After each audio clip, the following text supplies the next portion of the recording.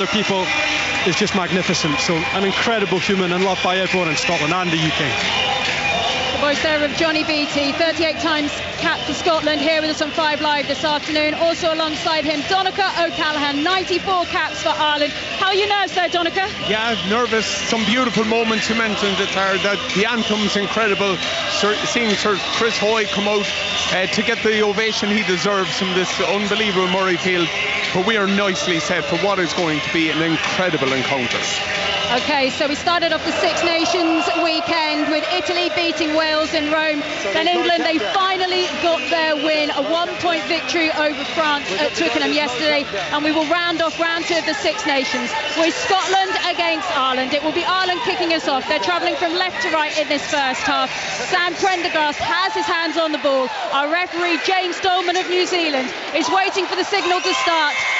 And now we are underway then in the final match of round 2 of the Six Nations. Scotland against Ireland, as the ball is gathered by Dempsey, coming in wearing 8 as he gathers for the Scots inside of their own 22. They're about 5 metres away from this near side touch, and slowly but surely Ben White drags back the ball. The box kick down the near side touch, waiting calmly underneath it. An early tester there for Hugo Keenan as he just slightly trips over his own feet there on the grass. We did watch some guys out there with blowers a lot earlier, almost like they were blow drying the grass dry as the bouncing ball goes out towards the far side. We get to see Blair Kinghorn on the ball now. His long lever, so easy to spot from a distance as he really makes that 15 shirt his own at the moment, playing his rugby out at Toulouse. Is there a little bit of a tussle going on at the moment between Kinghorn and Keenan when it comes to a Lions shirt? We have spotted Andy Farrell, the British and Irish Lions coach for that tour to Australia, in the crowd watching on just below us here from our commentary position. As the ball is box kicked down by Scotland and Ireland gather it inside of their own half by 10 metres. They bring it towards the centre of the park as they shuffle forward, this time through O'Mahony.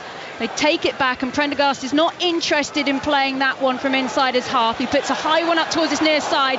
No one can get their name in it on the near side. Dave Cherry has to regather, recycle, and Kinghorn decides to push back. That's a nice kick by Kinghorn, pushing Prendergast back inside of the 22. He uses his big, long right boot high into the Murrayfield sky to land that one down. And neither side at the moment is really testing each other on the ground. It's all about in the air. What a take by Kinghorn, chip and chase, but he loses it on the floor, and it's anyone's to gather and hoover up. A real scrap going on at the moment. It will be Ireland who get away from that, but Kinghorn looking deadly at the moment. Anytime he just gets a little touch on that ball.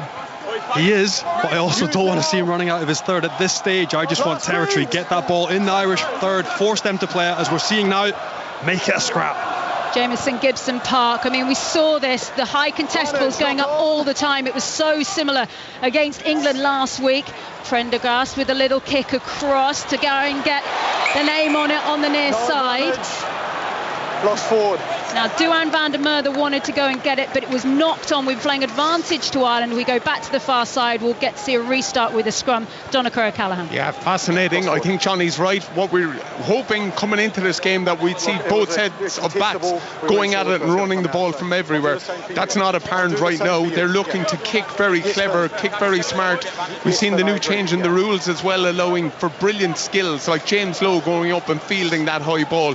Brilliant to watch, as opposed to before when we would have seen so many escorts. But I agree with Johnny. I think that the false goal for Scotland is to try to run the ball back here, play territory. It's what Glasgow did to win a URC, and I think Scotland need to replicate it. Up, guys, let's go. Both sides just packing down. A reminder here on 5 Live Sport this afternoon, we'll keep you across everything going on in the FA Cup 4th round, the Scottish Cup 5th round. We've also got Women's FA Cup 5th round as well. Bit of cricket as well, so if anything happens, don't worry, we will keep you across everything going on. But this is a scrum between Scotland and Ireland, and it's an Irish scrum on the far side of the field, 15 metres inside, but bang on the halfway line as we wait for Jamieson Gibson Park, winning his 40th cap today. The Leinster man gets the ball away. A little bit of a dummy run coming in there in the middle. Really nice breakaway this time. going from Henshaw nearly all the way up to the 22-metre line. Back now to James Lowe, for many who was the player of the match last week, although it went to Jamison Gibson Park. He was so busy off his wing. Right then, Prendergast still on the ball. Henshaw goes out wide. Keenan, they've still got another man out there waiting to power down towards the line. They've run out of grass. They have to take it down to ground. And Gibson Park's distribution is off the scale, the speed of it. Scotland defending for their lives. Ireland with 5 metres left to travel. Gibson Park looks up, assesses his options. Prendergast with the distribution again. Byrne goes forward. He can't get there. 4 metres left for Ireland. Josh van der Flier, World Player of the Year back in 2021. He tries to drive forward, not to be on that occasion.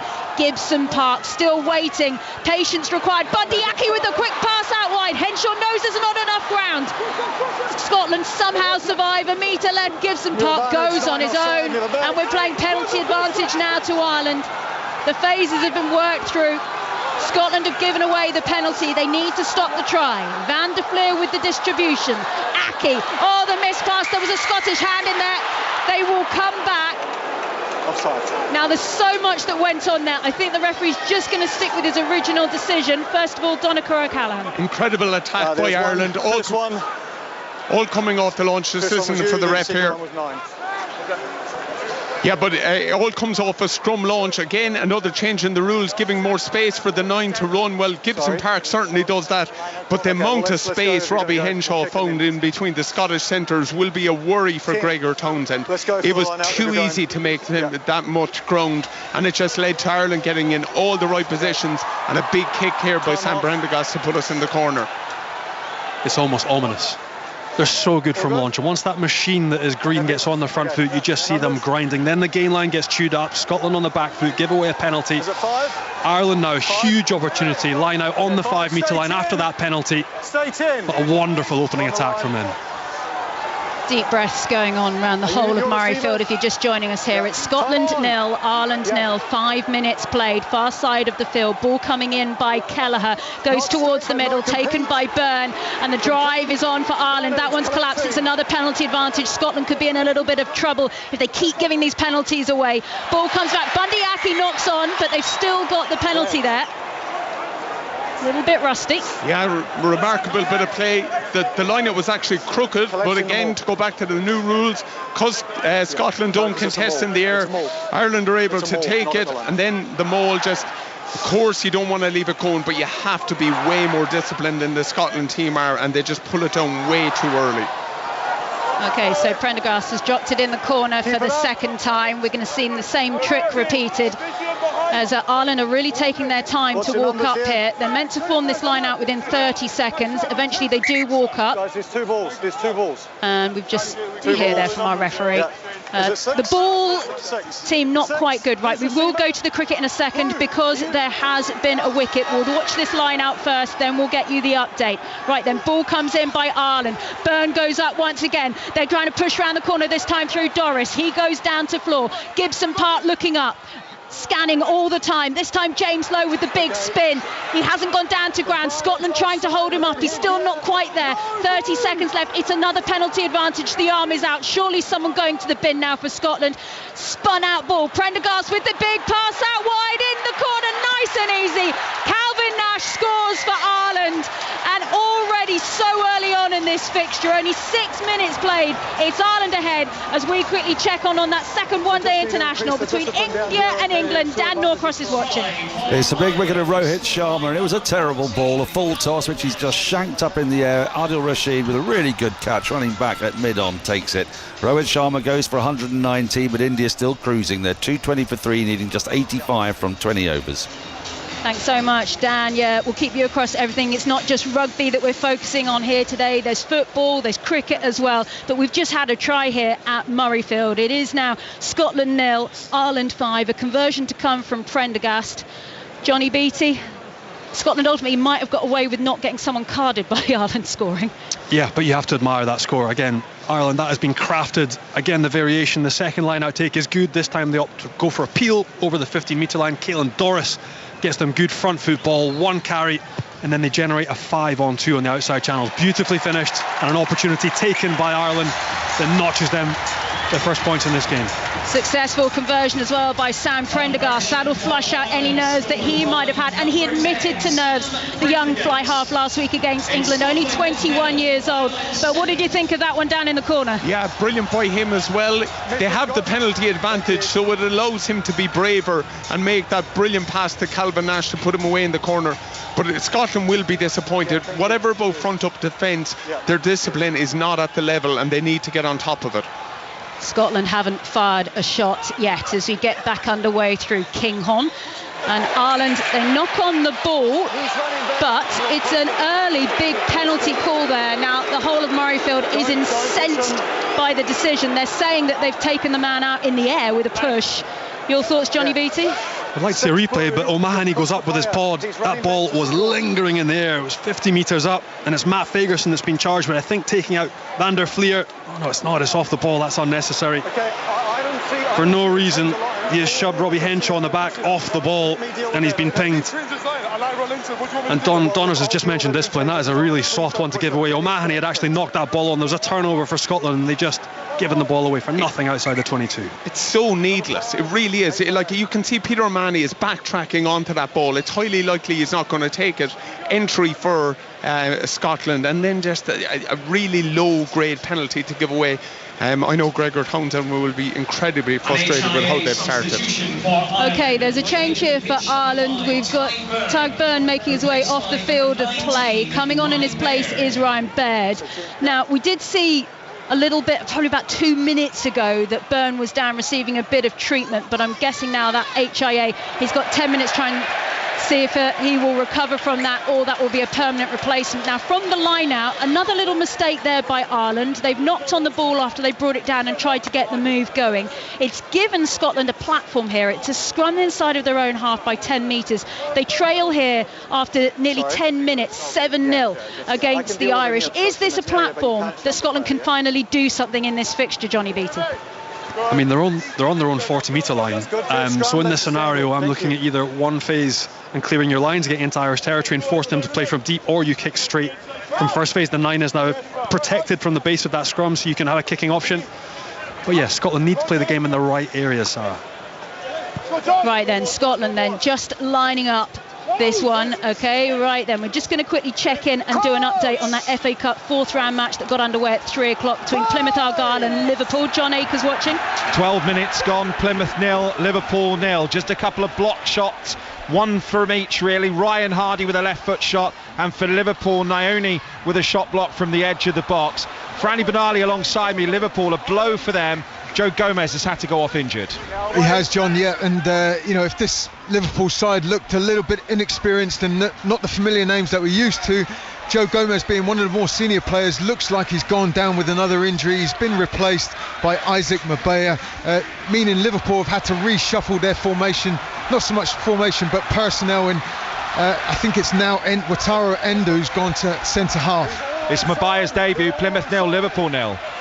We'll keep you updated on everything going on in the FA Cup 4th round today, but our focus here on 5 Live is Murrayfield. Scotland 0, Ireland 7, 11 minutes on the clock. And any time Scotland try and get a foothold in this game, Ireland are just all over them. From that last scrum, Ireland get the ball back. They push Scotland back inside of the 22, and that's where they're now trying to work their way out. I don't think they'll launch an attack from here. They'll look to try and get boot to balls. They're just building the ruck at the moment. The early try from Ireland came from Calvin Nash on 7 minutes, as eventually boot does go to ball by Ben White, and down it goes down the far side of the end of the field. I mean, this is breathless stuff. The Irish work rate, their ruck speed is off the scale, but Scotland just can't hold their ball. Yeah, absolutely frustrating for Scotland. It feels like they're sitting on their heels. They're waiting for the Irish to attack every time. They've numbered up and they're in great positions, but they're not going to meet this Irish team. And to be fair, because they're losing gain line, it's very hard to resource the ruck. The back row has to backtrack into it, and Scotland need to not win the dominance in the collision. That's where they're behind at the moment. Seen people there like Caelan Doris taking the ball into contact and making 4 to 5 metres post contact. Not good enough at the international level. Now, really interesting here. Down on the ground at the moment, I think that's Ben White who's receiving a bit of treatment. I can't tell if it's his contact lenses or not. But what I do know, Johnny Beattie, is Scotland could do with a little bit of a timeout and a reset.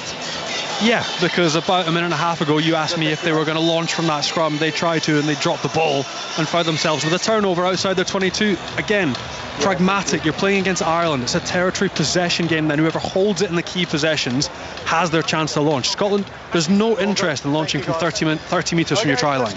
It's dull. So a chance to reset, simple messages, lads, let's get tight, let's play this game properly, let's get down the park and let's try and squeeze Ireland.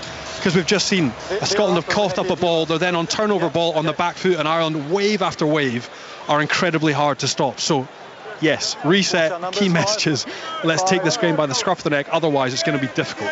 Well, as we just hear the DJ starting to pump out there, worth reminding you that coming up at 11 o'clock tonight on 5 Live, of course, we've got coverage and commentary of Super Bowl 59, Kansas City Chiefs taking on the Philadelphia Eagles at the New Orleans Superdome.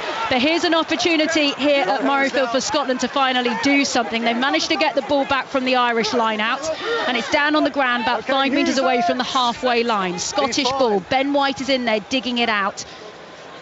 Goes for the box kick. It's going to be pushed down the far side touch. James Lowe is running up to take. It's a bouncing ball. No one's put a name on it. Finn Russell bats it back, and Scotland managed to get it back inside of the Irish half. Right then, Scotland 0, Ireland 7. 12 minutes played. Ball back towards Russell. He looks up. Kinghorn was offering himself, but it was a bad pass. I don't think he was quite ready. Not a good pass either, as it's bobbling down this near side touch, and Calvin Nash, he was pushed off the ball by Duhan van der Merwe. I think the referee's going to come back and look at this. There was definitely a push on Calvin Nash. He didn't touch the ball at the time. And I think they'll come back and look at this. Your thoughts, Donnachadh, Callum? Yeah, it's a very smart kick into the corner. I don't know would Calvin Nash have made it, but he wasn't given any opportunity. Duhan, of course, just for me, it looks like he checks him there.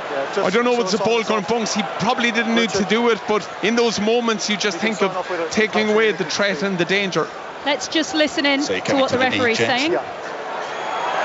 So he's just made the signal for a foul play review. In this contest down here. Okay, checking potential foul play by 11 blue. Guys, just give us some space, please. Yeah, thank you. Caelan Doris is right up in the face of our referee, James Dolman, right now, as they just establish what's happened. The ball's not in touch. Okay, and no knock on before? And there's no knock on. Perfect. So now we're just looking at the actions.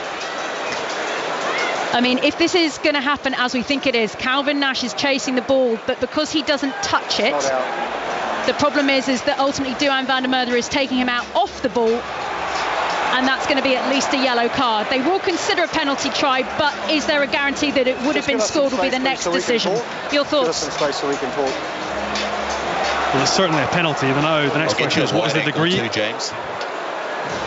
We're going to look at another angle, but I mean, it's 100% a penalty. It's just how big a penalty, how big of an effect does he? Is Nash going to get that ball and get over the line? For me, the chance of him getting it is certainly removed by being tackled off the ball. Exactly. For me, I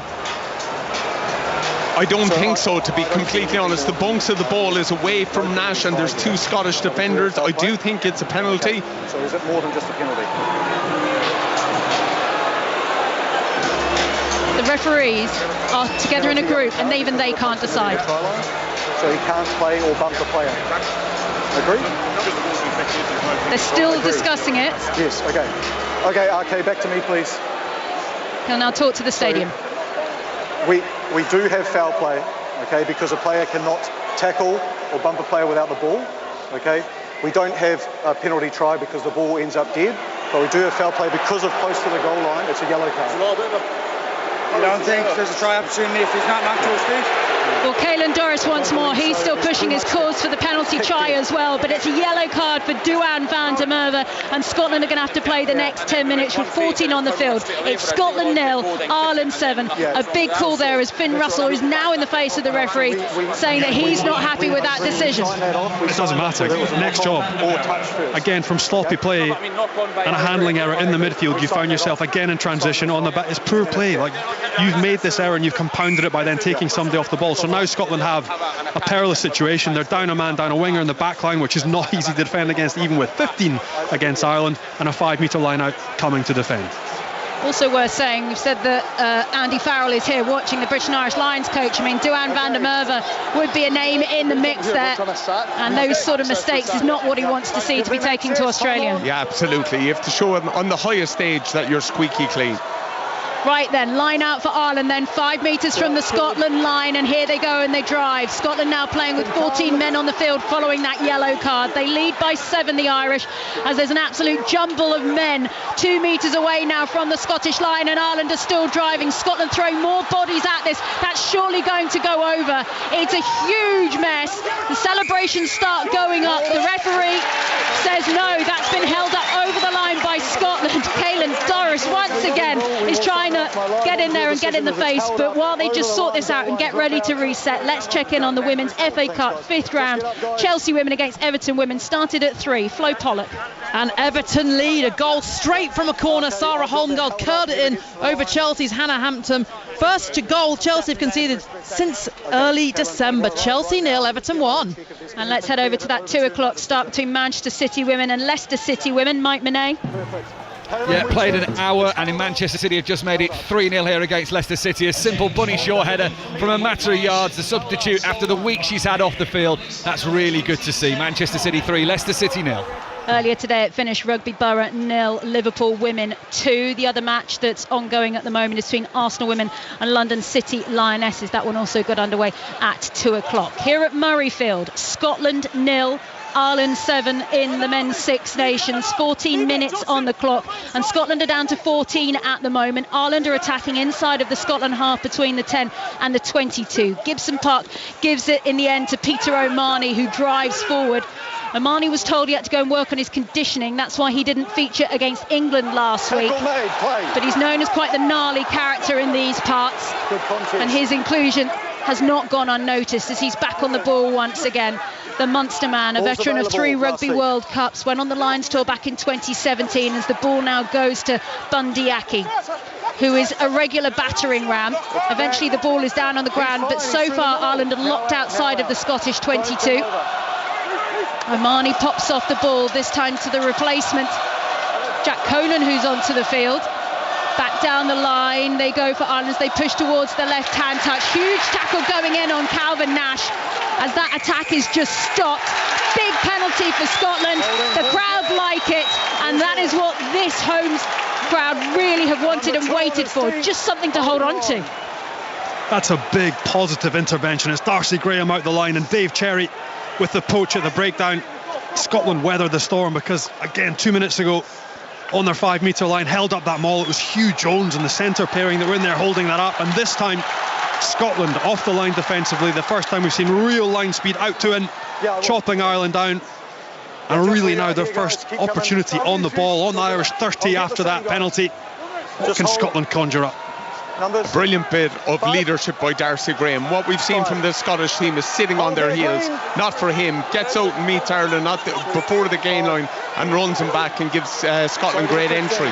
Nice take in the air by Grant Gilchrist for Scotland, who are finally at the right end of the field. They're attacking between the 10 and the 22. They set up the maul 10 metres away from that 22. Big take in the middle of play there by Tom Jordan, who we really haven't been able to talk about that much at all, despite all the headlines he made in the build-up to this fixture. Fagerson, he takes it up towards the gain line. More forward power required as Scotland just try and find some holes. They're attacking at the moment with 1 man less because we've got Duhan van der Merwe in the bin. I can see on the touchline stalking at the moment is Tadhg Beirne, who's desperate to get back on. He's clearly passed his HIA. Finn Russell now passed out wide. Kinghorn on the ball. Oh, he just manages to keep his foot back in play on this near side, but still no ball inside the 22 for Scotland, and it's turned over by Ireland. They're on their 22 metre line and they'll start slowing it down. It goes back in the end to James Lowe. He uses that left boot so well and he manages to split the players for Scotland. Kinghorn has to go back and gather. He runs towards the centre of the field. Little bit of a cross play through the middle. Still Scottish ball, but they're attacking right back from their own end all over again. Cherry, he approaches the Irish 10 metre line. It's still Scotland 0, Ireland 7. Nearly 18 minutes played here. The Irish try coming through Calvin Nash as the ball goes out wide, and so far this Irish defensive line is holding beautifully well. These two sides, the only ones who can go on and try and contest a Grand Slam now in this Six Nations. France picked up their loss yesterday against England. England, of course, lost on their opener. And a high ball goes up this time by Finn Russell down towards this near side. Oh, just caught on the 22-metre line by Hugo Keenan as he sends it down this near side line. As Finn Russell, he's forced to turn and move. This is an exhausting passage of play between these two sides. I think Finn Russell has seen enough and just wants to get the ball off. Yeah, absolutely. But in that, he waves the white flag in terms of the kicking battle, which Ireland have won there. They will be frustrated with that with Scotland. Of course, we all want to see running rugby, but you just have to do it in the right areas of the pitch. And you know, every time they're kicking to Kinghorn, he of course is taking the bait and running the ball back, and I think that will not suit this Scottish team. They have had very little entry. They haven't been in the Irish half for much of the game, and it is exactly what you said there. It is so exhausting for their front five to be running shuttles in the middle of the pitch like that. Spoken, of course. Absolutely, nothing worse. Exactly.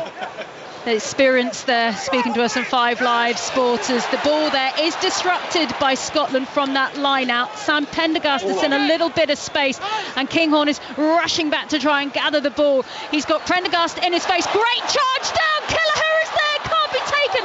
Oh my goodness. Scotland have taken it over their own line. Finn Russell backs it back. That was tense, but it was batted forward by Scotland. And it's going to be restarted with an Irish penalty. They want to take it quickly, but referee says no. Oh, what a let-off for Scotland. And we talked pre-game about the soft tries. 2 years ago here, line-outs lost, balls bobbling and offering Ireland opportunities there. The ball's back. It's a good kick and good adaptation by Prendergast. The ball's hacked through, but Kinghorn has time to turn and get rid of that ball or pass. He checks twice. The ball is charged down, and Scotland now again quick tap to Ireland on the 5 metres. Scotland back under pressure. Scotland 0, Ireland 7. It's going to be a tap penalty by Ireland. 5 metres out from the Scotland line. Doris goes forward. Is that over? They're going to have to recycle and go again. Have Scotland held it up? The referee's having a look. Held up over the Scottish line. Ireland have battered, and that's twice now Scotland have survived. Yeah, and it's something we saw last week with this Irish team as well. With the bench they know they have, they will pound away and they will take all the fatigue out of Scotland in these big moments. They will be frustrated. There's been 2 massive opportunities where they've been held up over the line, but you can just see Scotland are blowing a little bit more than Ireland at the moment, and they're certainly winning both the territory and the kicking battle. Scotland 0, Ireland 7. Let's check in on the FA Cup 4th round match between Plymouth Argyle and Liverpool. John Akers. 27 minutes gone. Plymouth 0, Liverpool 0. And Plymouth are doing really well here. They have had an injury. Their centre-back, Katic, has lost a tooth. So he's playing with no tooth. It's very much, he looks like a rugby player. He should have had a gum shield on. It was his own player who did it, Adam Randall. But Plymouth are doing well. Plymouth 0, Liverpool 0. Well, we're just watching a bobbling ball down the left-hand side, and we've got a Scotland player who is out cold at the moment. So just going to give a moment for the medics to try and sort that one out. You are listening to 5 Live Sport. Our focus this afternoon is this 3 o'clock kickoff in the Six Nations. Scotland 0, Ireland 7. We've got 21 minutes on the clock. Ireland were just launching attack down the left-hand side, and we've just got a couple of Scotland players who are down injured at the moment, having taken a real clatter down there. It was Henshaw with the long pass out wide from James Lowe, and we're just trying to see the 2 players who are out injured at the moment. It was Finn Russell who managed to get a knock, and there's another player who's down there as well, and they're really going to take their time to sort these guys out. That's Finn Russell who's filling in at fullback, and he comes to close the gate as the last defender. Darcy Graham is herring back to try and cover and scramble as well, and that's head on head. They've run straight into each other. That is a really nasty collision, so I hope they're both okay. A really, really nasty one. Okay, well, as you can see, they're going to have a little bit of a break here, so let's just use this opportunity to check in on the Women's FA Cup 5th round. Arsenal women against London City Lionesses. Emily Herbert. Arsenal 0, London City 0. Arsenal dominating as expected. Cooney Cross almost with a rocket from outside the box, but London City still in this, holding up play well. It's Arsenal 1, London City 0. At 3 o'clock it got underway between Chelsea women and Everton women. Flo Pollock. Chelsea 0, Everton 1. Chelsea looking to respond to going behind. Lauren James just had a low shot, and Myra Ramirez also won the ball back in the Everton box. Nearly scored. A defender and the Everton goalkeeper doing just enough, but as it stands, a bit of an upset. 30 minutes played, Chelsea 0, Everton 1. Meanwhile, at the Joy Stadium, that one got underway at 2 o'clock between Man City women and Leicester City women. Mike Minnows watching. Yeah, so we have 20 minutes left. Manchester City 3, Leicester City 0. Teenager Lily Murphy came closest to adding a fourth in from the left-hand side of the penalty area. Curling shot didn't curl enough to get into the bottom right-hand corner. City 3, Leicester 0. So that was the Women's FA Cup 5th round. Let's move into the FA Cup 4th round for the men. Earlier today at 12:30 it finished Blackburn Rovers 0, Wolverhampton Wanderers 2. Let's check in on the 3 o'clock between Plymouth Argyle and Liverpool. John Akers. Plymouth 0, Liverpool 0. Fascinating. This young Liverpool team, it's very, very even at the moment. Plymouth have given as good as they've got. Atmosphere absolutely bouncing as you'd expect. Joe Gomez has gone off injured for Liverpool. Another muscle injury it looked like to me. So one of the youngsters from the bench, Isaac Mabaya, has come on. It's his debut. He's shifted to right back and Endo's gone back to centre half. Franny Benali is alongside me. How are you reading it so far, Franny? Well, I think it's got the makings of a fantastic cup tie here today, the way the teams are set up. Liverpool having quite a bit of possession but just not really creating anything, but Plymouth Argyle are well in this game. Shot from distance coming in from Argyle's Polish left back, which is blocked. Plymouth 0, Liverpool 0. Thanks ever so much, John. We'll keep you across all the action that is going on. Our focus this afternoon on 5 Live is this match here in the Six Nations. We're coming to you live from Murrayfield. It's Scotland 0, Ireland 7, 21 minutes played. The try for Ireland came through Calvin Nash on 7 minutes. Since then, Ireland have batted away at the line. There's been a yellow card for Scotland. Duane van der Merwe is still in the bin. There's a couple of minutes left on that. We've had a nasty injury, though, to Darcy Graham out on the far side of the field. He has been moving, so we know that he is not still unconscious, but they're just taking their time to get him safely off the field. We have seen Finn Russell, who clattered with Darcy Graham, go off down the tunnel. We assume that's for an HIA. Already onto the field is Stafford McDowell. The reason this is significant is this is all backs, and Scotland have gone for a 6-2 split on the bench. Johnny Beattie. They do, and this is not ideal, but there is versatility within that bench. So Tom Jordan, who's at 12, he'll switch into 10. Stafford McDowell comes onto the field straight into 12. And you've got our youngster, Jamie Dobie, who actually covers 9 and wing for both Glasgow and Scotland. So it's not great. It's a very early time and stage to lose this quality and calibre of players in a test match of this magnitude. But the players coming on will want to make their mark. Hoping as well, it looks like Darcy Graham is going to be removed permanently. I'm hoping Finn Russell, that's an HIA. He will be able to return, but it was a hefty collision. We are not sure. Yeah, and obviously you want the best for the players here, and that's exactly what we're seeing. Finn take him from the field straight away. But it's a gamble always going with a 6-2 bench for this exact reason. On 21 minutes, and you're down to, hoping that your whole backs can make it through 60 minutes of a big test international. It could probably be the difference in this, but these teams will have known this early in the week when you go with that type of a bench. Well, it was a 6-2 split opted, but these are the sort of things in rugby union you just can't in any way plan for.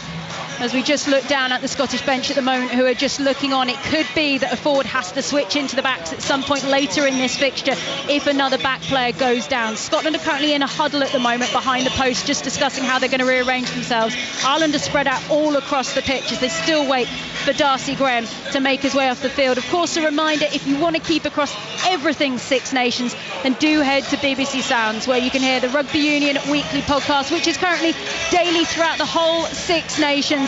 All the reaction yesterday from what happened in Rome between France and Wales, and of course what happened at Twickenham. England finally getting their win. We'll get the thoughts of both Donncha O'Callaghan and Johnny Beattie on that, but let's quickly just check in on the cricket. It's the second one-day international between India and England. Dan Norcross is watching. India are cantering to victory. There are 251 for 3, needing 304 to win. Shreyas Iyer 41 off 43. Akshar Patel is within 19 off 21.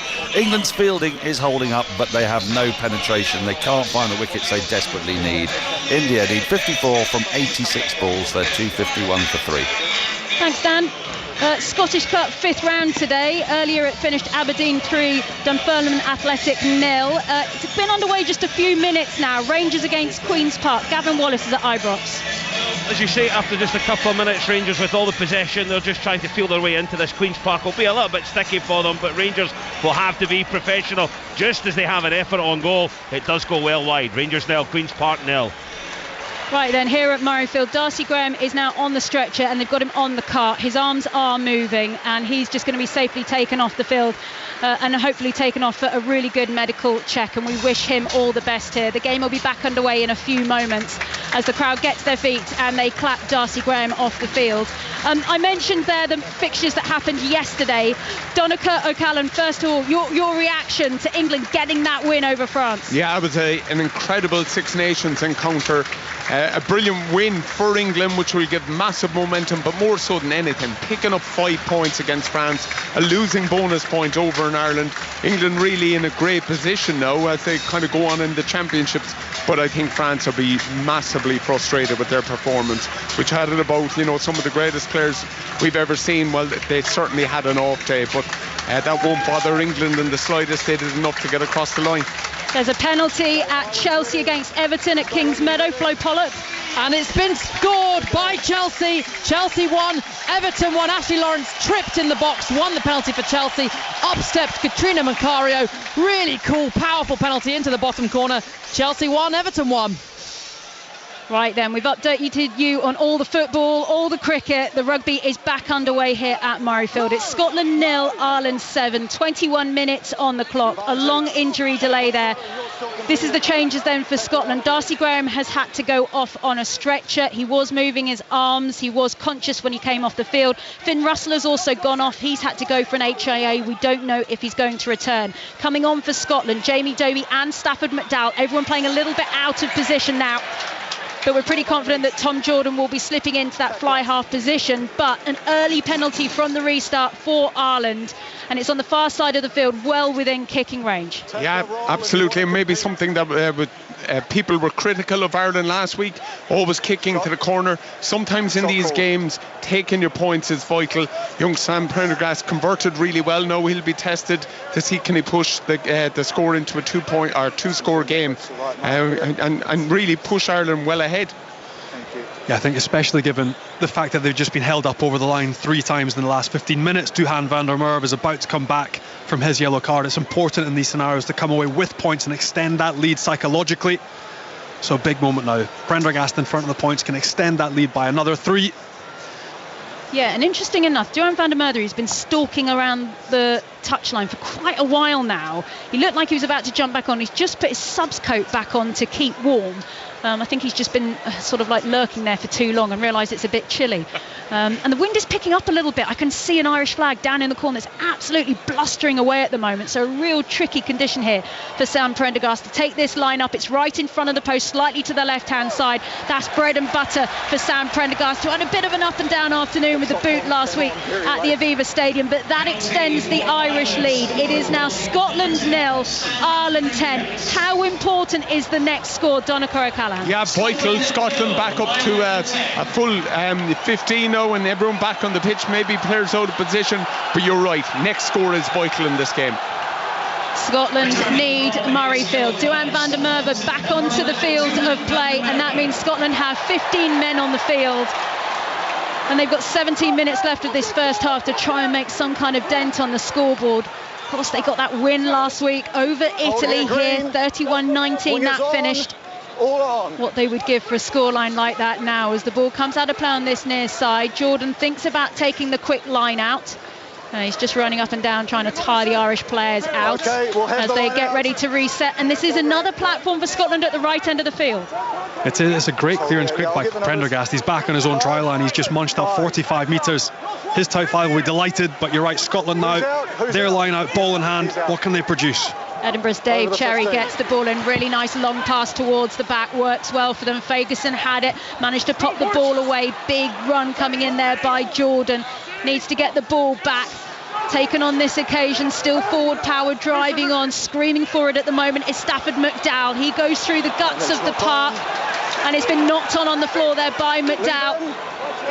And they have to bring it back. Ireland have it inside of their own half. O'Mahony runs straight on into Jack Dempsey, Glasgow man, one of many URC champions who are playing out there now after Glasgow got that big win at the end of last season down in South Africa. Right then, big contest in the air, and it's won by Blair Kinghorn. The crowd don't like it. They think Kinghorn was uninterrupted in the air. The referee's saying that's a fair contest. Kinghorn is okay. As the ball comes back from White towards Jordan, he slightly scuffed that off the side of his boot. I'm not sure that's what he really wanted. Ireland get it back, but it's a penalty for Scotland, and it's blocking. So as we wait for Scotland to take this penalty, there's a wicket in the cricket. India against England, the second one-day international. Dan Norcross. Yes, it's a mix-up. Shreyas Iyer run out at the non-striker's end. The ball was nudged into the onside by Akshay Patel. There was never a run there. Throw came in to Rashid, who just whipped the bails off. India 258 for 4. Still need 47 runs, but they have 78 balls to do it in. Right then. Scotland with another opportunity. Is the tide starting to turn? Here at the moment it's Scotland 0, Ireland 10. 25 minutes on the clock at the moment. And we can see that Finn Russell is coming down the tunnel. The question is if he's coming down the tunnel to come onto the field or he's going to be taking a seat on the subs bench. We're watching closely. He's putting on a coat. It's not looking good. Right then, Scotland on the ball. They're on the Irish 22-metre line, waiting for it to work their way towards the far side of the field. They're still not inside that 22 yet. Ben White gets up, back off his feet. Quick distribution comes in this time by Fagerson, who's trying to do everything. He's an all-action back rower at the moment. Flying forward on this occasion is Johnny Gray, playing his rugby now at Bordeaux. Missed out on the Autumn Nations series at his choosing. Wanted to get back into rugby and gets his opportunity once again now in the Six Nations to pull on the Scotland shirt. You can hear the contest on the floor. Ireland have won it back every time. Scotland think they've done something. The ruck contest is just being dominated by Irish players. Long ball goes back, and this is a very long pick up here for Tom Jordan. He's just allowing Calvin Nash to get in his face, who charges down. It's going to be a Scotland line out, but Tom Jordan just took too long to pick up that ball. Yeah, it's an amazing bit of play. We see Ireland close on two poachers here. Ronan Kelleher getting over the ball and being well enough to stay on it and turn it over. But Johnny mentioned it, Sam Prendergast is line kicking. His ability to go one and out is quite incredible. He's spiralling the ball to touch, which isn't something we probably haven't seen in an Irish shirt since Ronan O'Gara. It guarantees an extra 20, maybe 30 metres, but I know his front five will love it. We'll update you on what's going on in that Women's FA Cup fifth round fixture between Chelsea and Everton in a moment. We're just waiting for this line out to come in from Scotland. If they can clear this one away, we'll go in and check in what is happening at Kings Meadow as Scotland go down to ground. They're stuck inside of their 22 at the moment. Ben White just dragging that ball backwards and just slowing things down, allowing the whole of Murrayfield to breathe, but it's going to be a charge down by Porter. It's a bobbling ball out of play on this near side. Nothing is going Scotland's way. What's happening at Chelsea-Everton? Flo Pollock.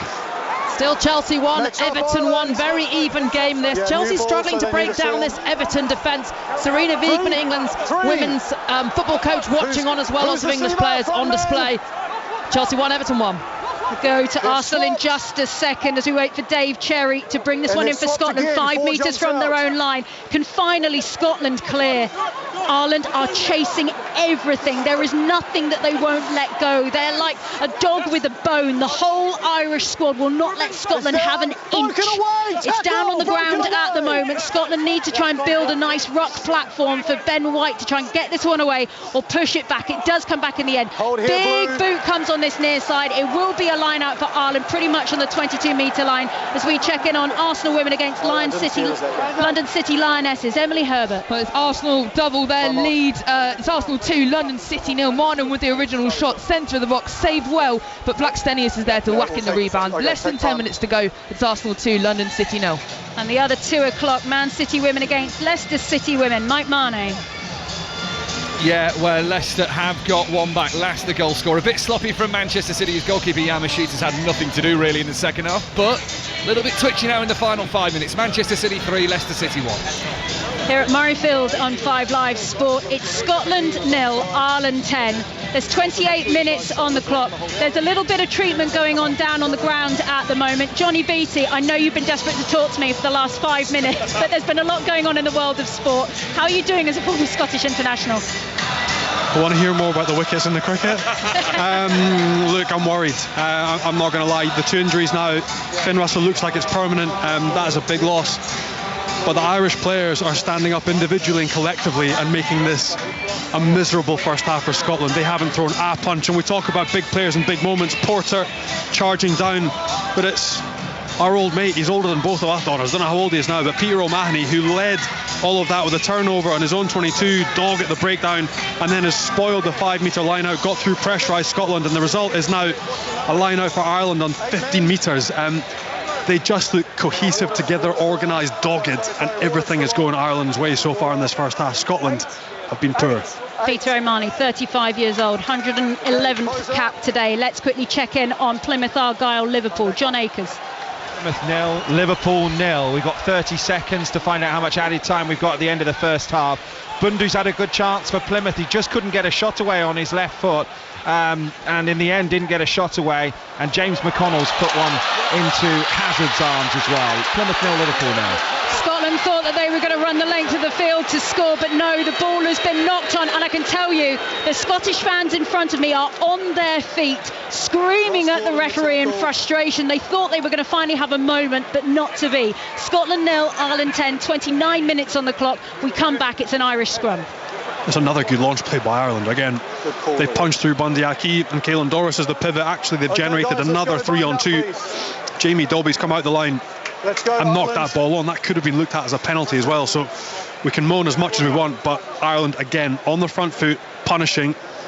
And Scotland still alive, still breathing, but surviving, not thriving, we would say at this stage. Yeah, Ireland will be usually frustrated. I think Scotland have been poor, but Ireland have failed to take advantage of that. We've seen 2 poor lineouts, and we've seen maybe 3 scoring opportunities that they haven't taken. And you know, when it comes to Test internationals, you have to be ruthless in the moments of dominance, and this Irish team needs to put the pressure on the pitch, on the scoreboard, and keep that ticking away now. This Irish team need a score in the next few minutes. I think Scotland need to score a bit more than Ireland do, but hey, that's the Irish perspective.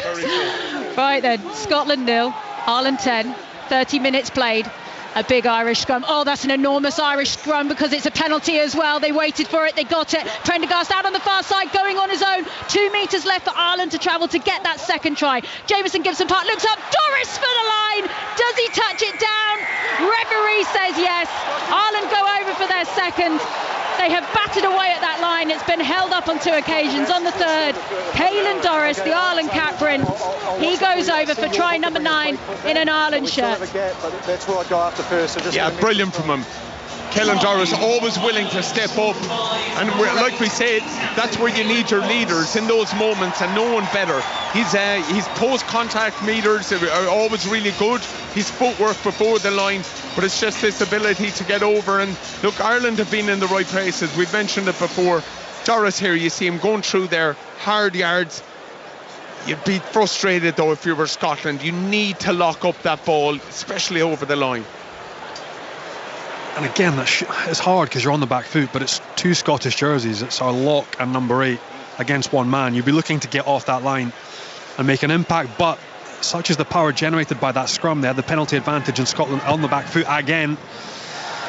Ireland really now have taken this game by the scruff of the neck. Their physicality, their work at the set piece, they are punishing Scotland and generating opportunities. 17-0. Sam Prendergast gets the conversion. It is Scotland 0, Ireland 17, as there's a goal at Chelsea women against Everton women. Flo Pollard.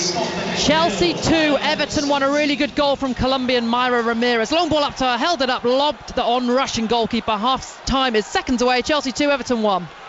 Thanks, Flo. Here at Murrayfield, I think Scotland always knew that the second half was going to be tricky against Ireland. I don't think they were expecting the first half to be as complicated as it has been. It's Scotland 0, Ireland 17. There's still 7.5 minutes to go until the break, as Ireland make a rare mistake and kick the ball out on the full because they took it back inside of their own 22. So we're going to restart with the best platform that Scotland have had all afternoon to try and do something here. It is a line out just inside of the Irish 22. I don't think they've been this far up the field yet. No, not at all. It comes off an error from Sam Prendergast, but this is a big moment for Scotland. They need to take advantage of the real estate they have here and get something out of this. Dave Cherry steps up, the 34-year-old hooker puts the ball over. They need this line out to function and function well. It's a contest, it's a loose ball on the ground. Scotland do have it though, and they're back outside the 22. Taken forward on this occasion by McDowell, all 6'4" of him, as the Glasgow man tries to set something up. Ben White goes in again, manages to find support through Gilchrist, a man, of course, who has captained Scotland in the past. They need his experience today. White has no options, tries to find something else, manages to recycle this time through Fagerson. Waiting and offering himself again is McDowell, who's stood in one of the first receiver positions. Him and Tom Jordan just switching in and out at different occasions for the time being. Jordan then with the pass out wide. Blair Kinghorn is caught nearly all the way back on the halfway line, and Scotland have run themselves back inside of their own half. Duhan van der Merwe is trying to break away down the right. He's well off his left wing. He's heavy and looking for work, and it's loose on the floor. The contest is alive. James Lowe wants it, but no, he's knocked on the ball on the floor. We're playing advantage now, and it's a Scottish advantage, but boy have they lost ground. It's loose, there's nothing coming. Referee will come back. I don't think he's going to say it's a penalty. He's just going to say it was knocked on that occasion by Ireland. Right then, let's go and check in on Plymouth, Argyle, Liverpool. John Akers. Half time, Plymouth 0, Liverpool 0. Liverpool with most of the possession, almost 80%, but Plymouth have had 4 shots to Liverpool's 3. Joe Gomez has gone off injured for Liverpool. Not a classic yet, but Plymouth very much in it. Plymouth 0, Liverpool 0. Right then, our referee's just overturned his decision, and he said that Ireland were offside. It is a penalty. Yeah, big moment again for Scotland. An opportunity to get access and into the 22, but they'll need to have more on it. Yeah, I know they've lost an awful lot of injuries. Finn Russell is a huge loss, but in moments like this, you just need to win gain line, and you know, sending someone up into the middle of the field and just physicality. Scotland have been miles off it today. We need to see it from them here, especially with such a good entry. Scotland 0, Ireland 17. As Scotland approach the line out, I can tell you the Chelsea score at half-time is Chelsea 2, Everton 1 in the Women's FA Cup 5th round. We'll keep you across that one when the second half is underway. Oh, the line-out doesn't work for Scotland. Ireland have it back. I mean, the line-out has been really dodgy for Scotland throughout this whole first half. I don't think they've had a clean one yet, as it's Scotland now trying to run it on their halfway line. Ball comes back now to van der Merwe. Now he can do something, but he's doing it on his own, as he eventually has to clatter into a pile of green shirts, and they recycle. They go once again and push towards the right-hand side of the field. Long limbs there of McDowell. He tries to look for options, but this Irish defensive effort is just something else. They should be so proud of themselves. They've really stood up today. Johnny Beattie doesn't like it when I said that. He just tried to push me over. Impartiality at the BBC. But it has been seriously good stuff. You've got to credit them, you really have, as the ball is down on the ground. Comes back now to Scotland, who are still locked out for the time being. They're on the Irish 10-metre line. They trail by 17 here at Murrayfield, and there's still a second half of this still to go. No one expected this as the big penalty goes up, and it's for Scotland. They will get an opportunity here. There's all sorts of afters going on down on the ground, just trying to see which players it is. And we've got an injury down on the ground as well also. It's Tag Byrne who's down at the moment. He's already taken one clattering in this fixture. He is slowly getting up to his feet, but they'll just have a moment. Let's listen in. Still holding on to it. He actually tripped on a player on the ground. Reaction. No, I don't believe so. Guys, back 10, please. Now, I have to say, James Dolman, our referee, has to take control of this, because Caelan Doris is up in his face every single decision. Yeah, absolutely. And there are the moments, there's a balance in it between respecting the referee and making sure you're putting your case across properly. But it's something we spoke about Lions, and there's a guy that's probably looking to put his hands up to lead the Lions, so needs to be very careful in his moments here with chatting to the referee. He was frustrated that something went on off the ball, but you know, the referee, who's had an incredible game so far, leaving an awful lot go, but Doris does need to be careful that he's addressing in the right way. He's got a life after rugby, isn't it? A lawyer, doesn't he? You can tell. He's doing a good job. He's trying his best. And again, encouraging play. That's the first couple of bustles we've seen of bursting play. It was Sutherland and Fagerson getting over the gain line. They lost the last line out now. We're 2.5 minutes before half-time. It is absolutely crucial for Scotland to get something now. Scotland 0, Ireland 17. Can a line-out work for Scotland? Yes, the cheer goes up because that's exactly what's happened. And now the heave because they need to set up the maul. There's all sorts of Irish arms in there, but it's moving, and I can just see leaning over the top, Kelleher just has his arm over that ball. It's whether Dempsey has the strength to try and rip it back on the Scottish side. Remember, it's got to come out on the Scottish side. If not, it will be lost and it will be an Irish ball. Scotland are being told that it's not moving. Someone's lost their shorts in the mix as well. It's gone down to ground. It's going to be a Scotland loss. It will be an Irish ball. They will restart with an Ireland scrum. And it was Tadhg Beirne initially got in there and did a tremendous job. As that ball is brought down, Scotland tried to form a maul, but he just gets in and gets his arms, his big levers in, slows it all down, means the transfer of the ball is slow. Scotland couldn't get momentum, and Ireland filtered through, get that ball on the deck, forced a turnover. Another opportunity goes a begging for Scotland, and another psychological win for Ireland. Got to be happy with this if you're an Ireland fan. This is great.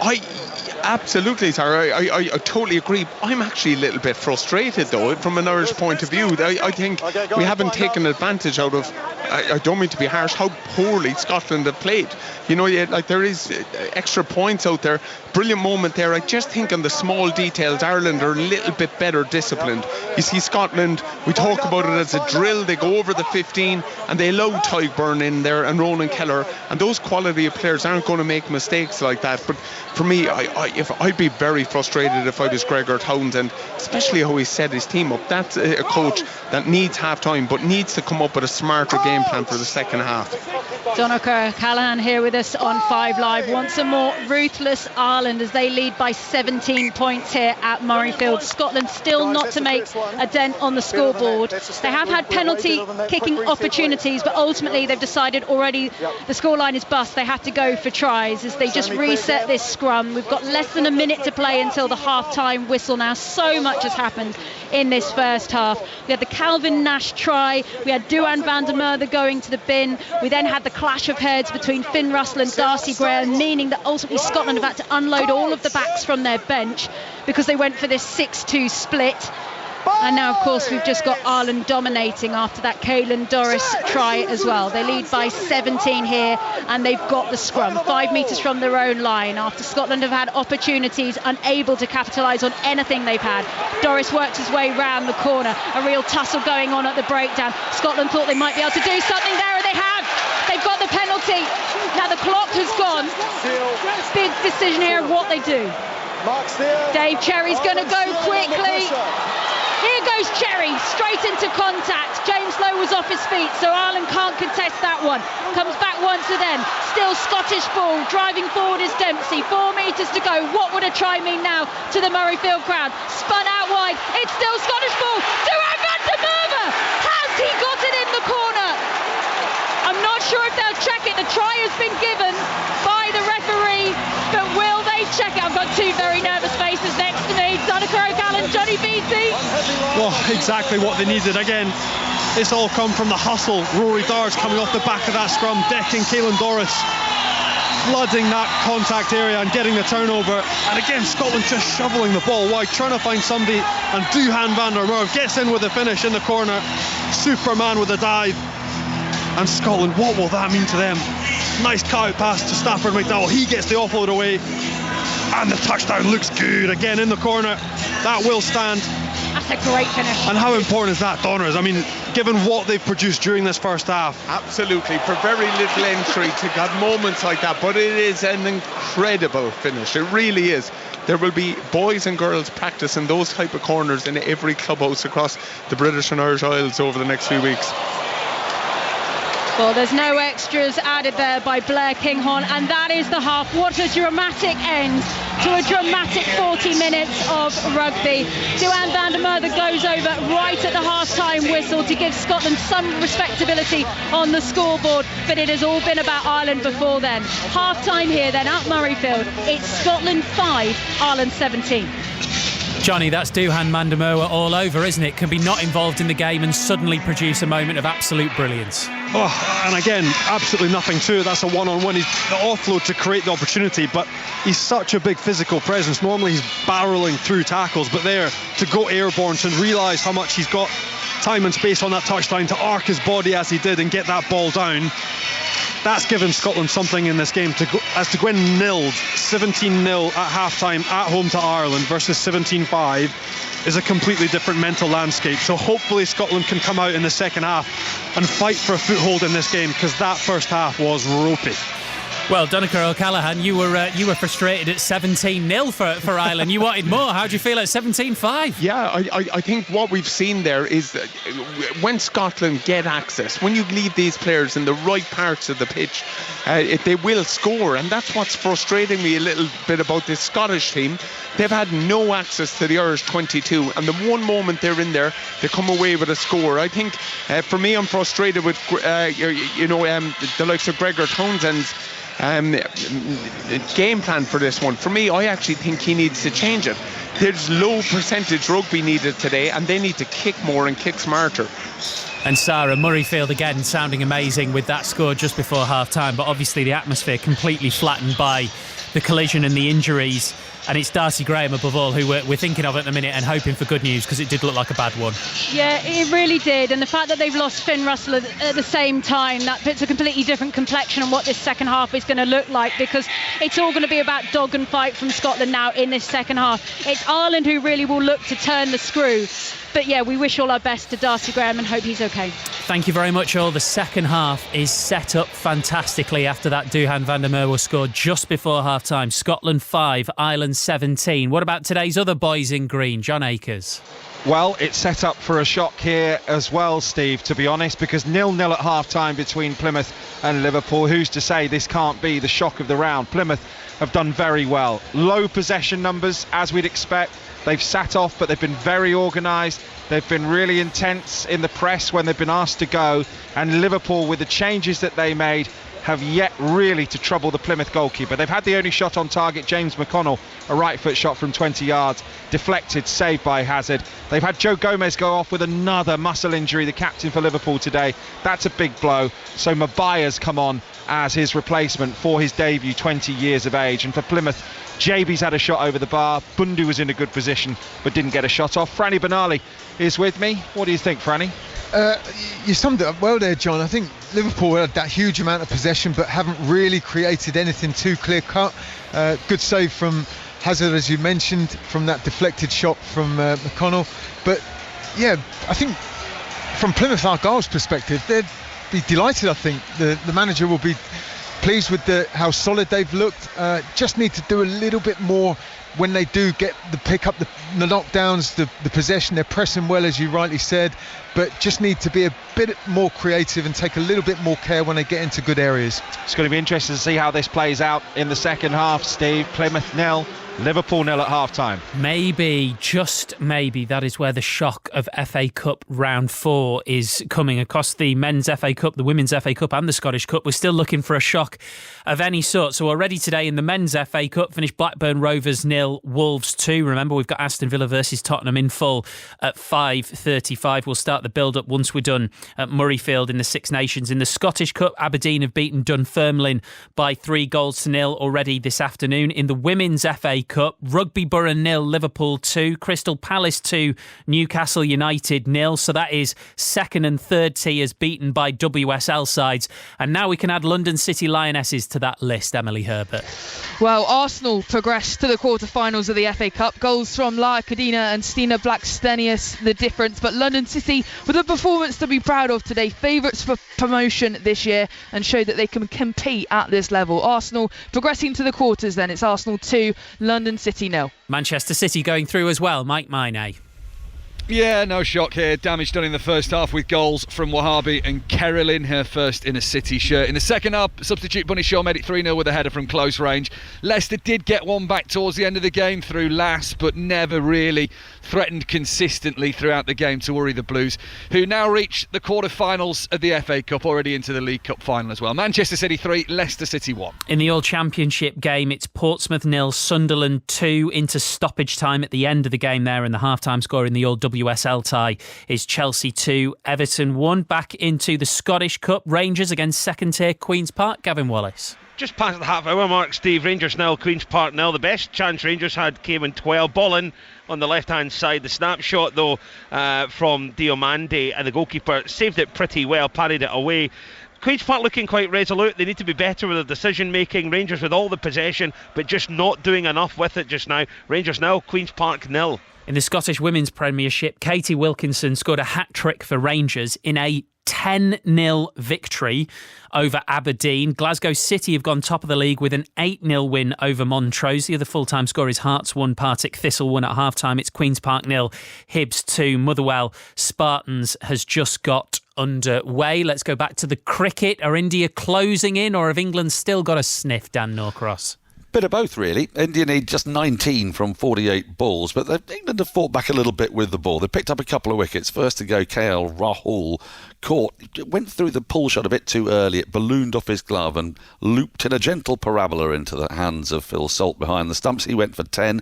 Hardik Pandya came, hit 2 wonderful fours, and was then out, caught on the boundary by Overton off the bowling of Atkinson. Atkinson's had a tough old time of it. He's gone for 58 runs in 6 overs. Jamie Overton's the pick of England's bowlers. He's taken 2 for 27, but India now needing just 18 from 47 balls with 4 wickets in hand. Akshar Patel unbeaten on 32. We will make our first trip of the day to Villa Park before second half commentary from Murrayfield after the news on 5 Live with John Barnes. This is BBC Radio 5 Live. Listen on BBC Sounds. Hundreds of Palestinians have returned to northern Gaza after Israeli forces completed their withdrawal from a key buffer zone. The Netzarim corridor divides the territory into north and south areas. Israel's departure was part of the ceasefire agreement reached with Hamas last month. Returning home, these people described how they were feeling. We've been patient under the rockets and strikes. They've deprived us of food and water, but they haven't deprived us of air. We're still alive. Thank God the road was good and the army have withdrawn. May our martyrs' souls rest in peace. We're feeling good. There's safety. Thank God for safety. Labour has confirmed that offensive messages sent by the sacked Health Minister Andrew Gwynn are being investigated. The MP for Gorton and Denton in Manchester has apologised for derogatory remarks about voters and colleagues posted in a WhatsApp group, which were published in the Mail on Sunday. He's been suspended by Labour.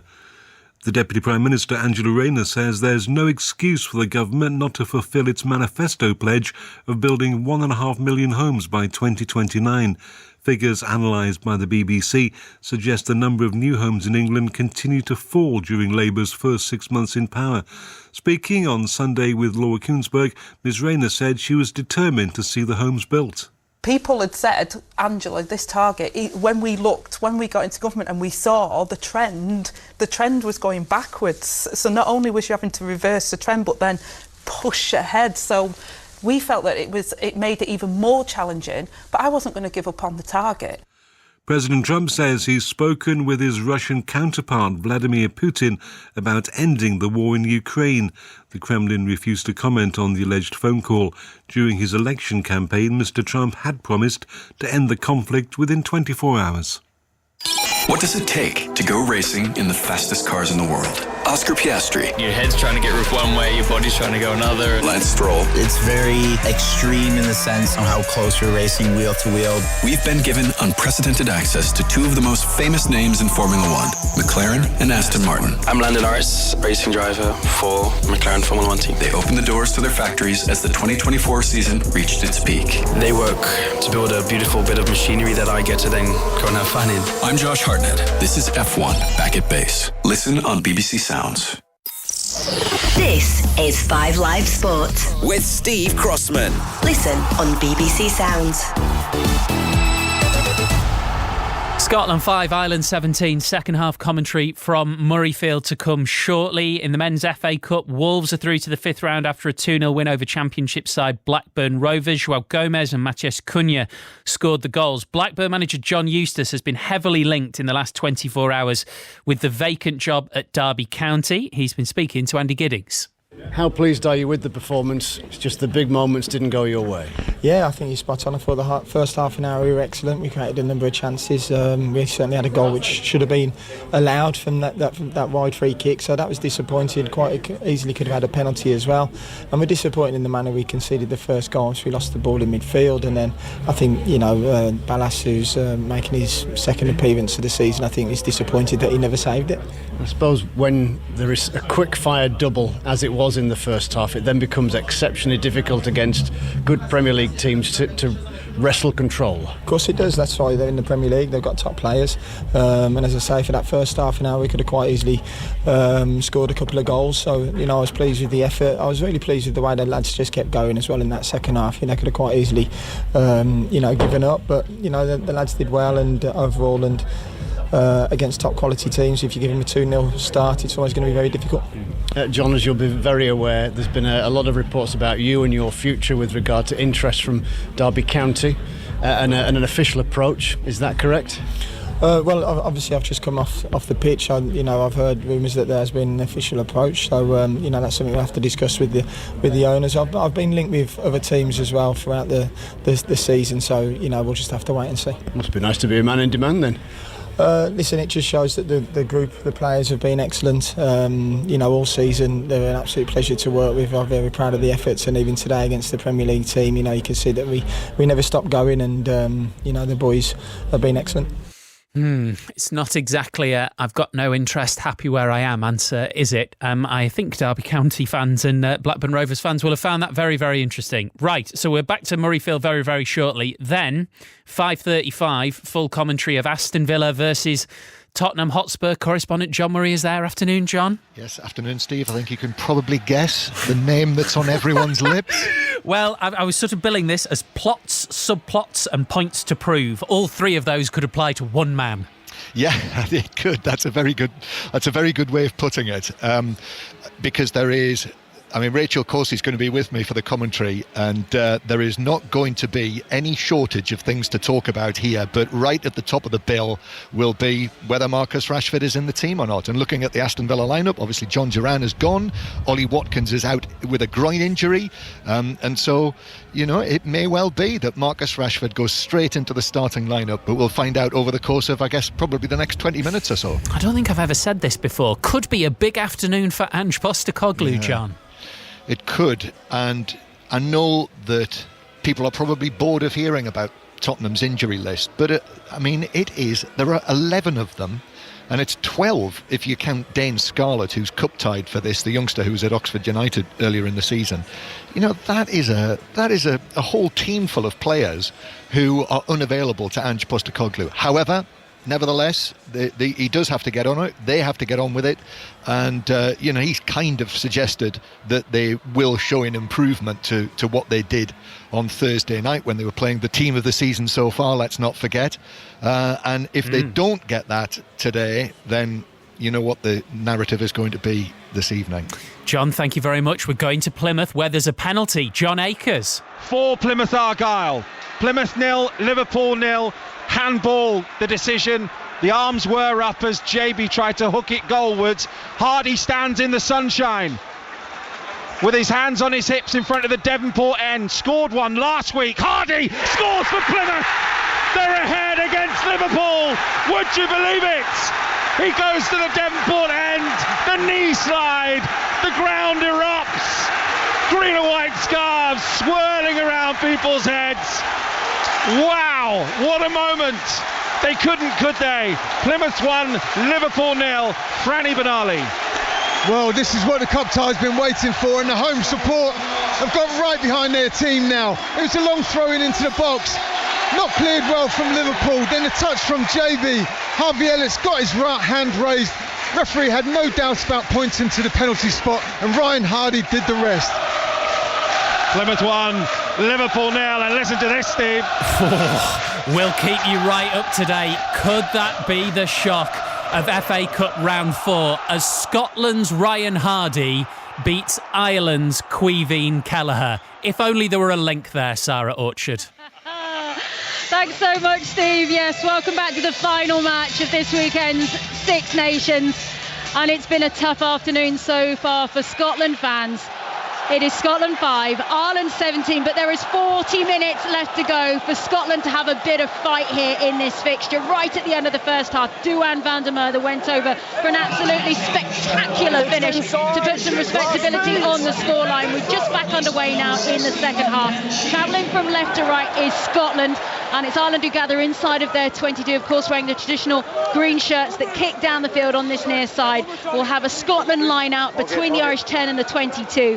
I won't run you through the full lineups, but I will tell you that Ireland have decided to bring on Dan Sheehan at half-time. So Ronan Kelleher has gone off. A big call there, Donncha O'Callaghan. Yeah, absolutely, especially so early into the start of the second half. But he's a quality player, and we saw last week 3 involvements for his try. He'll add to this game.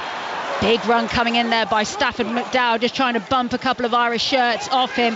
Still Scotland with the ball here, and they know they just need to make a little bit more of a dent. Oh, what a brilliant run there by Scotland. I think that was Darge that was busting through. Still going forward now is Jordan. He goes round the corner, makes about just maybe a metre, if that. Ben White looking for options. Rolling through this time is Johnny Gray. Now there's a bit of a break as we get to see Fagerson, who really was putting himself everywhere. The body is there. Scotland needs someone to arrive and pick up and take it. Gray goes once again. Down on the ground, White looks up. Scotland just trying to keep their heads, be composed as they go into contact. Josh van der Fleer is trying to hold up Sutherland. As he goes and down to the ground, he's trying to find his form that he had that made him a Lion back in 2021. He went on a bit of a merry-go-round of crubs, going from Edinburgh to Worcester, Ulster, Oyonnax, then ending up back at Glasgow. Can he return to his best as the ball is lost out wide? It goes forward from Scotland, but they come back for a penalty. And it's right in front of the post here, Johnny Beattie. I think you're right in front of the post. You have to chip away and take this 3 points, work your way back into the game. Some encouraging bursts. Again, it's Dempsey, the big number 8, bustling onto the ball.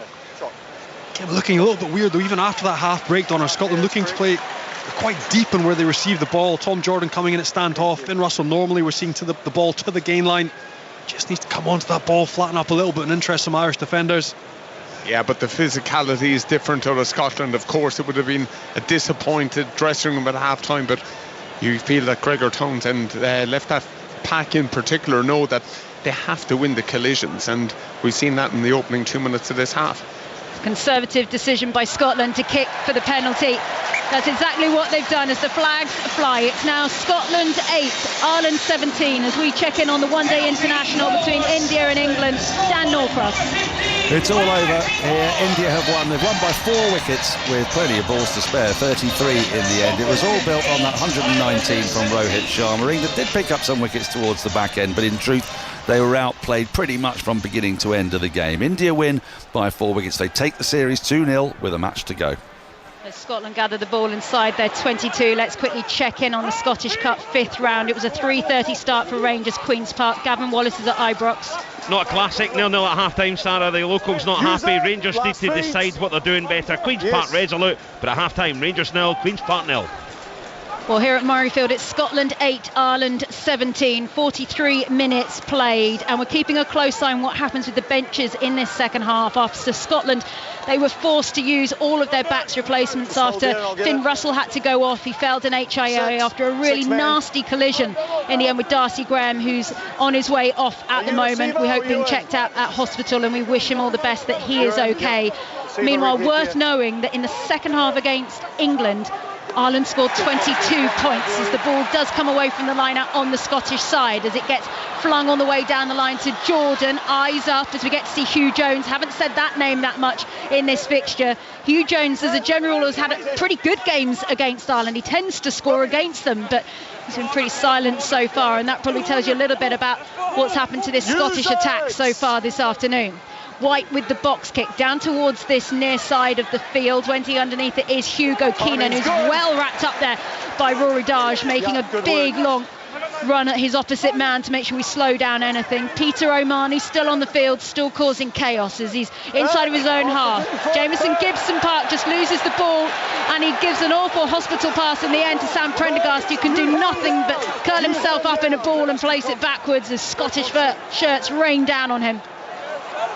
Irish ball, but they're back inside of their own half.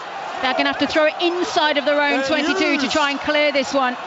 And all their experience, all their nous by Jamison Gibson Park as he box kicks this one back down the left-hand side. Scotland 8, Ireland 17. 45 minutes played as the ball comes out of play on this near side. And we'll restart with the line-out as Scotland appeal. But it's going to be an Irish line-out. Frustration for Scotland. Frustration, but it looks like given it. But it looks like more of a game. And again, Donner said at the break he wants to see a difference in how Scotland approach this game. He mentioned the physicality, but the kicking battle, the ability to contest and actually make it a game. Scotland now bringing this back to 8-17. And all of a sudden we have a game on our hands. Yeah, and the crowd feel it as well. Momentum is now with Scotland, and it hasn't taken a whole lot for them to get back into this game. Now they need a moment. They need someone to really step up. They're down a bit of leadership, of course, losing the likes of Russell early on in the game. But these are the moments where you need big players to step up. And Scotland, you feel, could have all the momentum if they take advantage within the next few minutes. So in the front row for Scotland, you've got Rory Sutherland, Dave Cherry and Xander Fagerson, currently going up against Andrew Porter, Dan Sheehan and Finlay Bealham.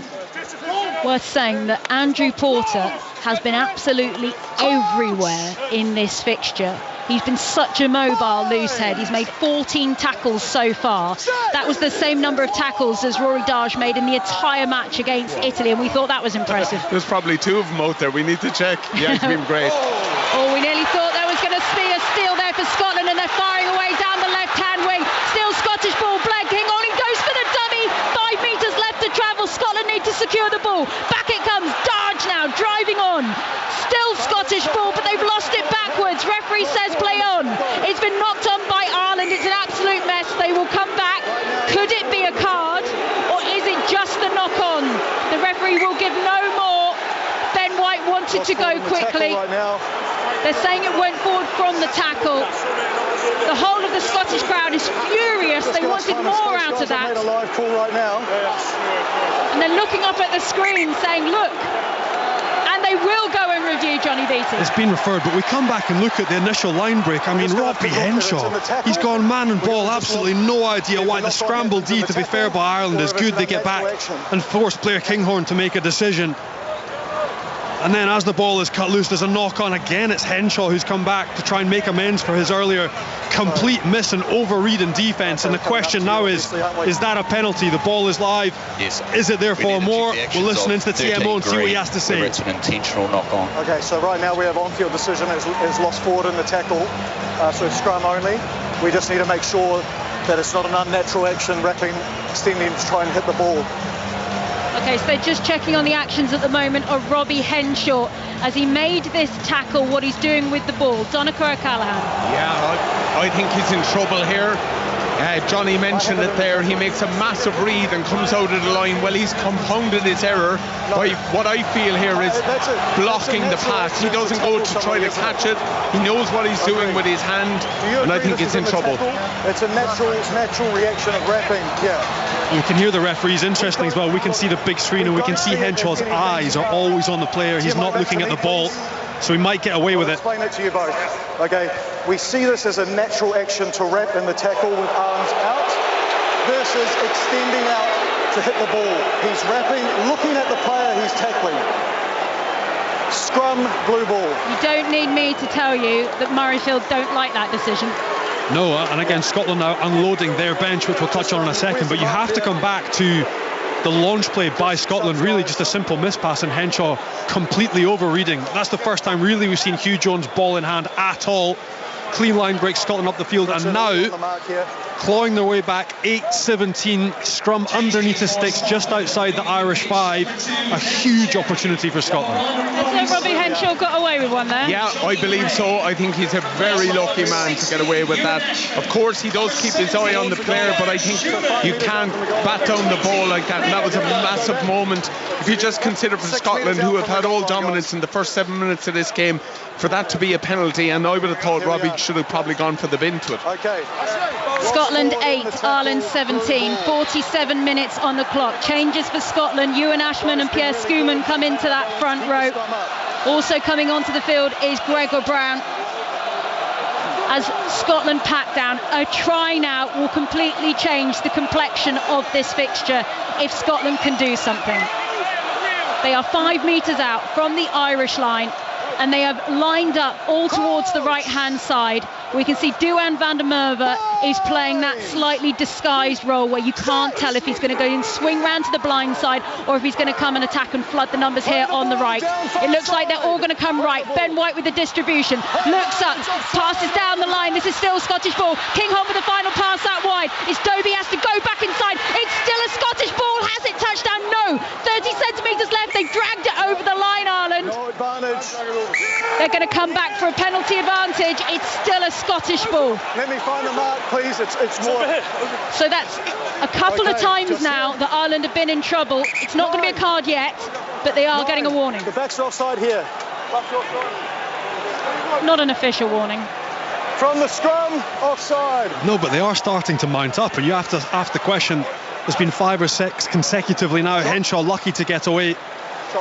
Scotland aiming for the points. They are trying to claw their way back into this game slowly but surely. But the momentum swing and the crowd now with this Scottish side. What an opening 10 minutes has been. Unbelievable. Yeah, it will be frustrating for Ireland. They had moments in their first half, but now they've given Scotland belief, and more importantly, they've engaged this crowd. Murrayfield is hopping. OK, we'll just wait for Blair Kinghorn to take this penalty, then we'll go in and check in at Home Park, which was absolutely bouncing last time we left there. So Kinghorn gets the points for Scotland. It is now Scotland 11, Ireland 17. Completely different complexion on this game. Let's head to that match between Plymouth Argyle and Liverpool. John Akers. Plymouth 1, Liverpool 0. Ryan Hardy's penalty after a handball by Harvey Elliott in the 53rd minute separates the two sides. We've got 25 minutes plus added time remaining, and we've just seen a Liverpool change. Mabaya's come off and Nunez is on. Pleguezuelo is now injured for Plymouth Argyle. I think he's tweaked his groin, so there'll be a like for like as Victor Paulsen will come on. Franny Benali is alongside me. We're all set in the Devon sunshine for a shock in the FA Cup. Well, it's been shaping up like it has right from the beginning, John, hasn't it? With the lineup that we've seen from Liverpool, a weakened side would have given everybody from Plymouth Argyle's perspective a huge lift, and they've gone out and done the business so far. Can they hold on to the 1-0 lead so far? Plymouth 1, Liverpool 0. Exciting times down at Home Park. We'll keep you across that one, and don't forget, coming up at 5:35 is Aston Villa against Tottenham here on 5 Live Sport. We'll have John Murray and Rachel Corsie at Villa Park. You can also watch that one on BBC One from 5:20. Here at Murrayfield, Scotland 11, Ireland 17. We've still got half an hour left to play, and after Scotland had pretty much a shocker throughout the whole first half, they're starting to string things together, Johnny Beattie. They are. They've brought the game back to the difference of one score. However, when you convert those points, 3 points for Blair Kinghorn from the penalty, we often talk about the real conversion is gathering the ball from the restart, getting out. Maddie Fagerson's just knocked the ball on. Ireland now scrum on the Scottish 22, their chance to attack. Free kick then for Ireland, no break foot from Scotland, and Ireland go quickly. Running round the corner comes Nash, down on the ground. Gibson Park, turnover ball. Hugh Jones drives forward. Just what Scotland needed, just exactly what Ireland didn't. Yeah, good work. All of a sudden, Irish fans will be worried. Did they take all of their chances in that first half when they could have had more points? All done. Warnings going in there of the breakdown, but in the end the high ball comes up by White underneath it on this near side is low, not been able to take it either by Stafford McDowell. It's a breakdown this near side. Caelan Doris cuts back in. Jameson Gibson Park goes for glory with a chip and chase. It's going to be dragged over the line by Blair Kinghorn. He's going to have to touch it down. You can't have a ruck in inside of that area. And so it's going to be a 5-metre scrum for Ireland. Just need to confirm that. Incredible moment for Ireland. Real opportunity. We see it here. The kick contest, it's been great all day, but it's just a breaking ball, and James Lowe has the smarts to give it to Caelan Doris, who sees Gibson Park on his outside. A brilliant kick over the in-goal area. And to be fair to Gibson Park, he sticks on the tackle and makes sure that Ireland have a great platform here, 5 metres out with a brilliant scrum. That is the try, everyone, no matter how old you are, whether you are 5 years old or you are 55 years old, that you try and score. When you're out there practicing, I mean, my footwork was terrible, so I never managed the chip and chase, but when you get one, it must be an amazing feeling. I'm looking at Johnny Beattie, I don't know why I've you're never looking at us. You're talking to a second row and a back row. No. 3 left feet between us. Absolutely useless. But when it does come off, it looks great, doesn't You're it? right, it's the dream. Anyone, you know, and especially in Ireland, the kind of Gaelic football background, people love that kind of, and you feel the crowd get into it as well. But I think everyone would love to score the types of tries that Doohan scored in that opening moment as well. We've seen some great individual moments. It's whether these teams can, you know, put something collective together here in this big moment of the game. Right then, scrum for Ireland, 5 metres out from the Scottish line. They've already got 2 tries. They're hunting down a third. Gibson Park, he's playing advantage. Doris picks up Gibson Park round the back. Bundee Aki flying forwards. He makes so many metres on the carry. They come back, they just sort of overrush there, the forwards, and they now push it wide. Goes out for Ireland, Lowe has it. Cuts back inside. Still going here, Ireland. It's Henshaw on the ball. Gibson Park pushes towards the right. Prendergast with the distribution. Still Irish ball. Conan now onto the field. He's been held up. Was that high by Dempsey? Referee says play on. Gibson Park now to Van der Fleer. He's stopped short as well. The phase is being worked through here by the away team, who are hunting down a three-peat in the Six Nations. James Lowe will score. He touches down eventually.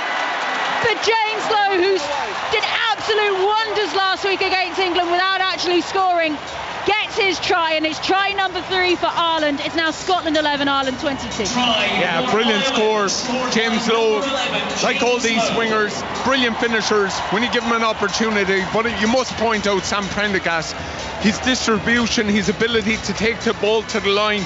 Gibson Park bringing the tempo.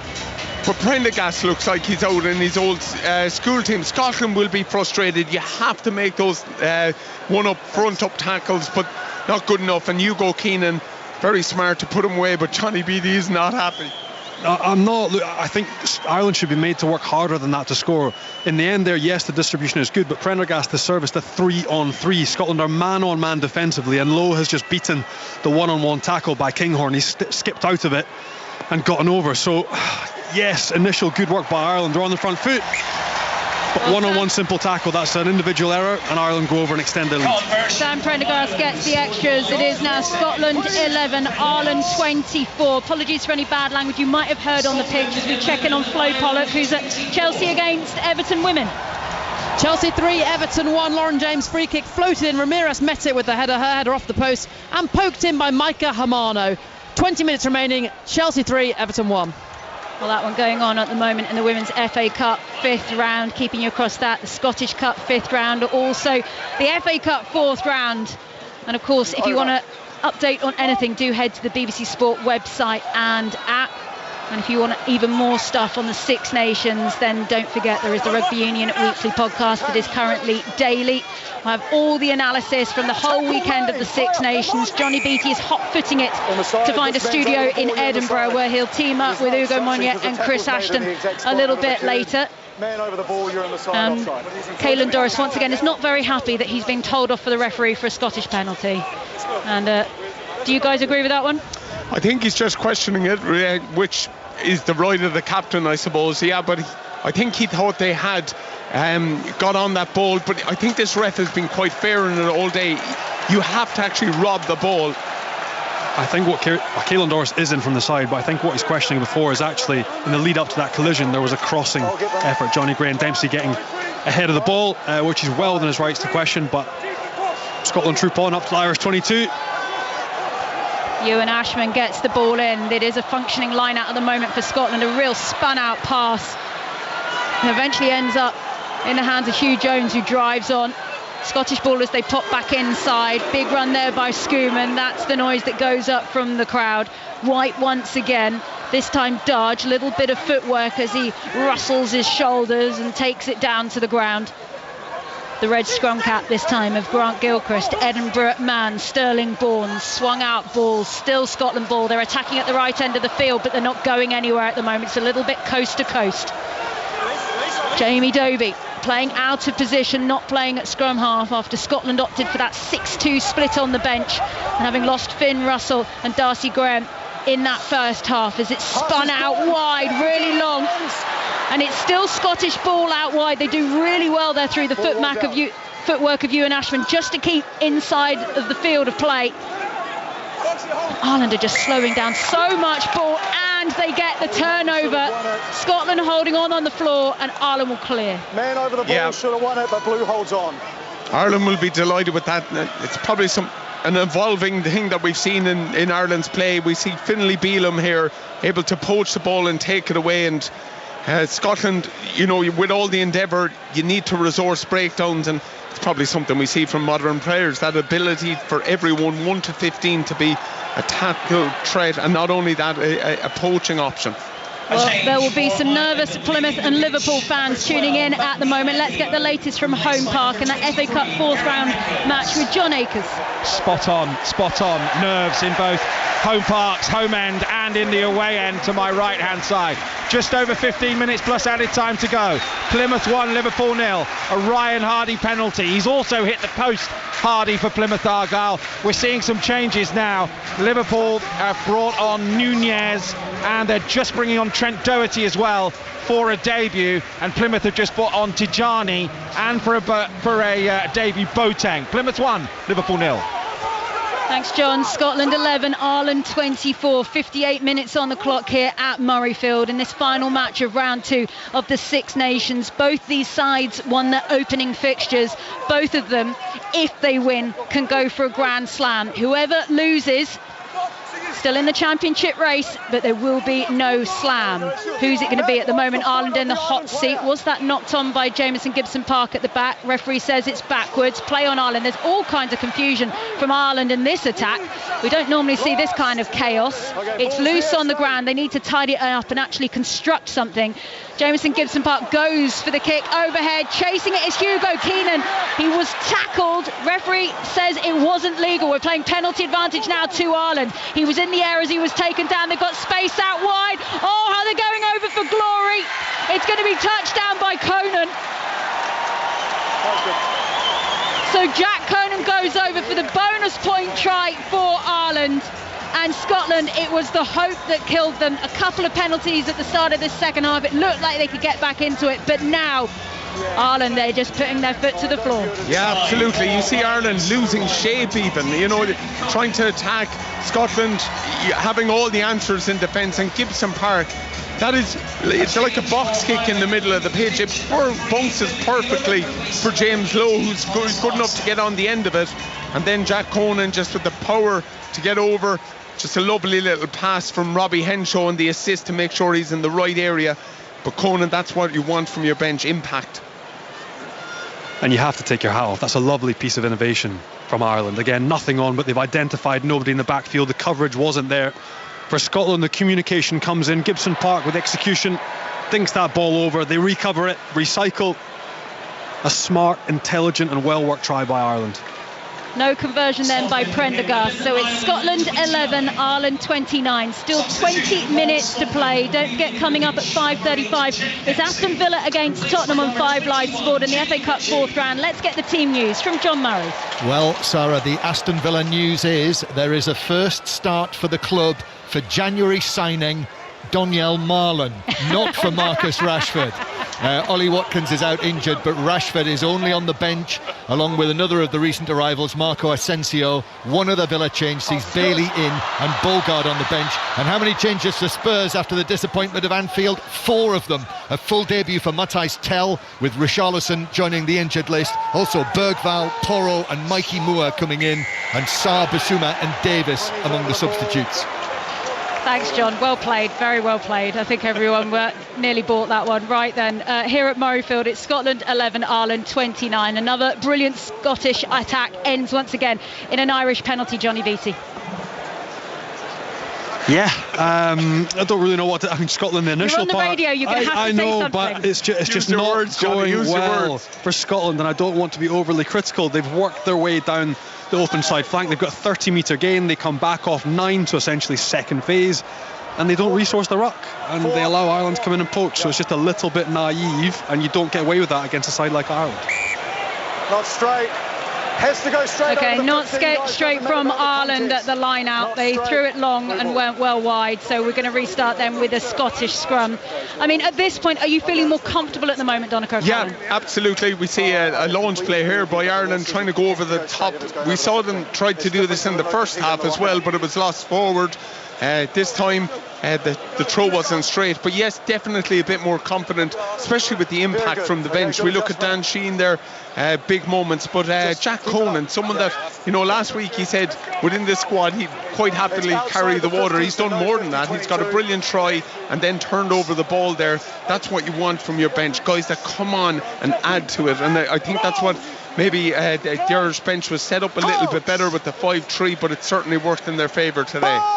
Well, as they just pack down, let's check in at home park. Plymouth Argyle, Liverpool, John Akers. Plymouth 1, Liverpool 0. 10 minutes to go, plus added time. That Ryan Hardy penalty separates them. Liverpool have really shown very little for Franny Benali, have they? They've made a number of changes, John, haven't they? But the substitutes, again, the bench has been pretty young. You've touched on that early on in the comms, and it's just not been so far enough for Liverpool to get back into this game. Although they're on the attack now. Oh, and Argyle have cleared again by the looks of it. They're standing strong. 10 minutes plus any added time so far. They still lead 1-0. Liverpool will throw everything at it. With Nunez, guys, lost forward on the ground. Well, here at Murrayfield, it is harem-scarum stuff between these two sides. As soon as one side thinks they've got the ball, it's stolen back by the other. Sometimes it's unforced errors. Sometimes I think it's getting to the point of sheer exhaustion. It's Scotland 11, Ireland 29, 63 minutes played. You can hear the voice of our referee at the moment, Jace Dolman, just explaining to Scotland what's happened in that last passage of play. Yeah, a little bit frantic for Scotland. You almost thought they're just trying to get the ball live and get this ball shifted. It doesn't look extremely organised at this stage. It looks a little bit makeshift. Even second, third phase, they looked a little bit lost. They're looking to ship the ball. Actually, they turn it over. Ireland could have gotten away. Scotland nearly with an intercept. Right, let's go. But they just don't look settled. They look like they're trying, and they're not quite themselves. You can make excuses for them, but we're at international professional setups here, and for this Scottish team not to scenario coach, to not plan for this, is quite frustrating. And look, we will be tough on the players. They need to bring more physicality, but I think for this Scottish team, they need to have a look at this game plan today. I think they've got it badly wrong. The voices alongside me of Johnny Beattie, 38 caps for Scotland, and Donncha O'Callaghan, 94 caps for Ireland. Also 2 British and Irish Lions tours to Donncha's name. And of course Andy Farrell, the British and Irish Lions coach, is here watching as we see a stunning clearance kick from Ireland to push Scotland all the way back 5 metres from their own try line. They have the line out, but they don't have the territory. No, and good pressure rugby by Ireland again. They could be running, but they've taken that midfield scrum. They've opted to nudge Scotland back, challenge them to play out from their 5 metre line, apply pressure to this line out. And you mentioned, Don, as you said, you'd like to see Scotland play in a different way, or they've not been set up correctly. What would you like to see differently from them? I definitely would like to see more territory, and I'd like to see what we've seen in the URC under Glasgow. Glasgow are the best for keeping you high in the pitch and making it very difficult to exit. Unfortunately, we haven't seen that transfer into this Scottish team. Well, the line out has gone awry for Ireland. It's a penalty for Scotland. Now, they've taken Calvin Nash off and they brought Jack Crowley on. So I'm just going to check in a moment how they've actually rearranged themselves there. Jack Crowley is currently hanging out in the backfield down on this left wing. So I don't know if Calvin Nash picked up a knock there. They've also got Gary Ringrose hanging out on the bench if required. I'm not sure if he's come onto the field yet as well. So a little bit of changing now. Time for Ireland to sort themselves out. Yeah, looks like Crowley's actually going to push up into fullback. Keenan looks like he's setting up as a wing. So you've now got a low Crowley and Keenan in that sort of pivot position, working as a back three together, but as it stands, it looks like Crowley's come on as a fullback. Yeah, Ringrose is also onto the field as well, as Scotland have the line out inside of their own half by 10 metres. Oh, it's loose on the floor, it's a mess and it's a scramble, but it's been knocked on by Ireland. We will have the Scottish scrum. So just a reminder that 5 Live, we are your home of the Six Nations, also on BBC Sounds. You can subscribe to the Rugby Union Weekly podcast. It's currently out daily, of course. We've also got the Scrum 5 podcast and the Scotland Rugby pod as well. You can get push notifications as soon as a new episode is available. And it's worth saying, Johnny Beattie, that you're on the Rugby Union Weekly podcast. If people want women's football, they can hear your sister, can't they, on the WSL podcast as well? And she's actually quite good at broadcasting, so I'd rather listen to her too. Well, there you go. You can hear Jen Beattie there on the Women's Football podcast. Right then, let's check in. It's tense at Home Park. Plymouth Argyle, Liverpool, John Akers. What a story we have brewing here. 6 minutes plus added time remaining. And it's Plymouth 1, Liverpool 0 as Obafemi goes down for Plymouth. He's just come on as a substitute and the home fans felt it was a free kick. The referee, though, Sam Barrett, waves play on. Franny Benali, what will be the message now for this Plymouth team? Because Liverpool are going to have a go now. They certainly are. It's keeping your nerve, it's keeping solid and trying to concentrate, not making that one lapse in concentration that may just cost them. Here's Nunez for Liverpool, fires wide, right-footed, no deflection, goal kick Plymouth, 5.5 left. Plymouth 1, Liverpool 0. Well, we will keep you across everything that's happening at Home Park as soon as it happens here on 5 Live Sport. We are anchored at Murrayfield, where it is Scotland 11, Ireland 29 here in this Six Nations clash. Ireland already have the bonus point. You do feel that if Scotland are going to make some kind of dent on this, they're going to have to score something soon. The ball's gone down to ground. It was taken into the maul there by Ireland, taken down by Scotland, so it will be restarted as a Scottish scrum.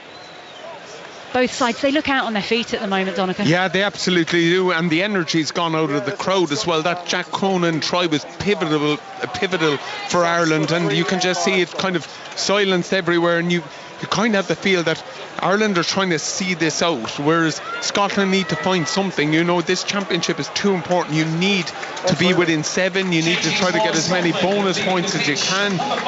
You just never know how it will go, but Scotland need to bring a bit more drive because there's a lot of this game left. Grant Gilchrist makes his way off the field. Sam Skinner comes on. Now, Sam Skinner's introduction in this Six Nations, we knew that there was this injury to Scott Cummings before the tournament even started. It took a long time for Gregor Townsend. He only called him in on Monday. Do you think that was a bit late, perhaps, to get him involved, Johnny Beattie? No.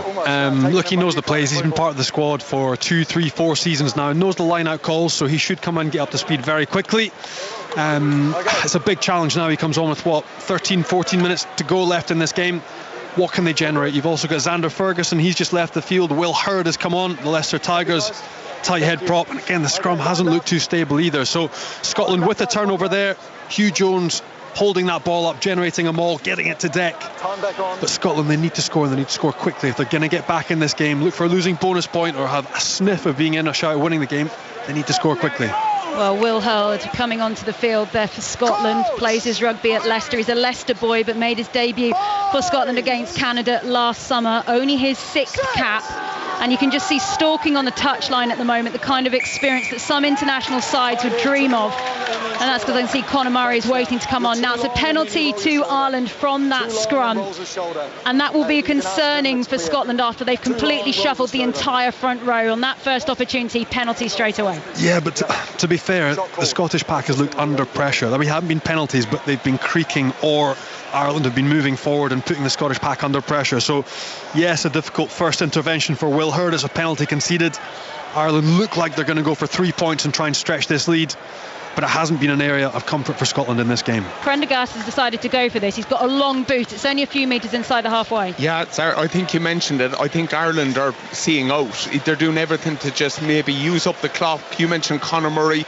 They're going to try to protect this league, and whatever about the points, this will chew up valuable time for Scotland as well.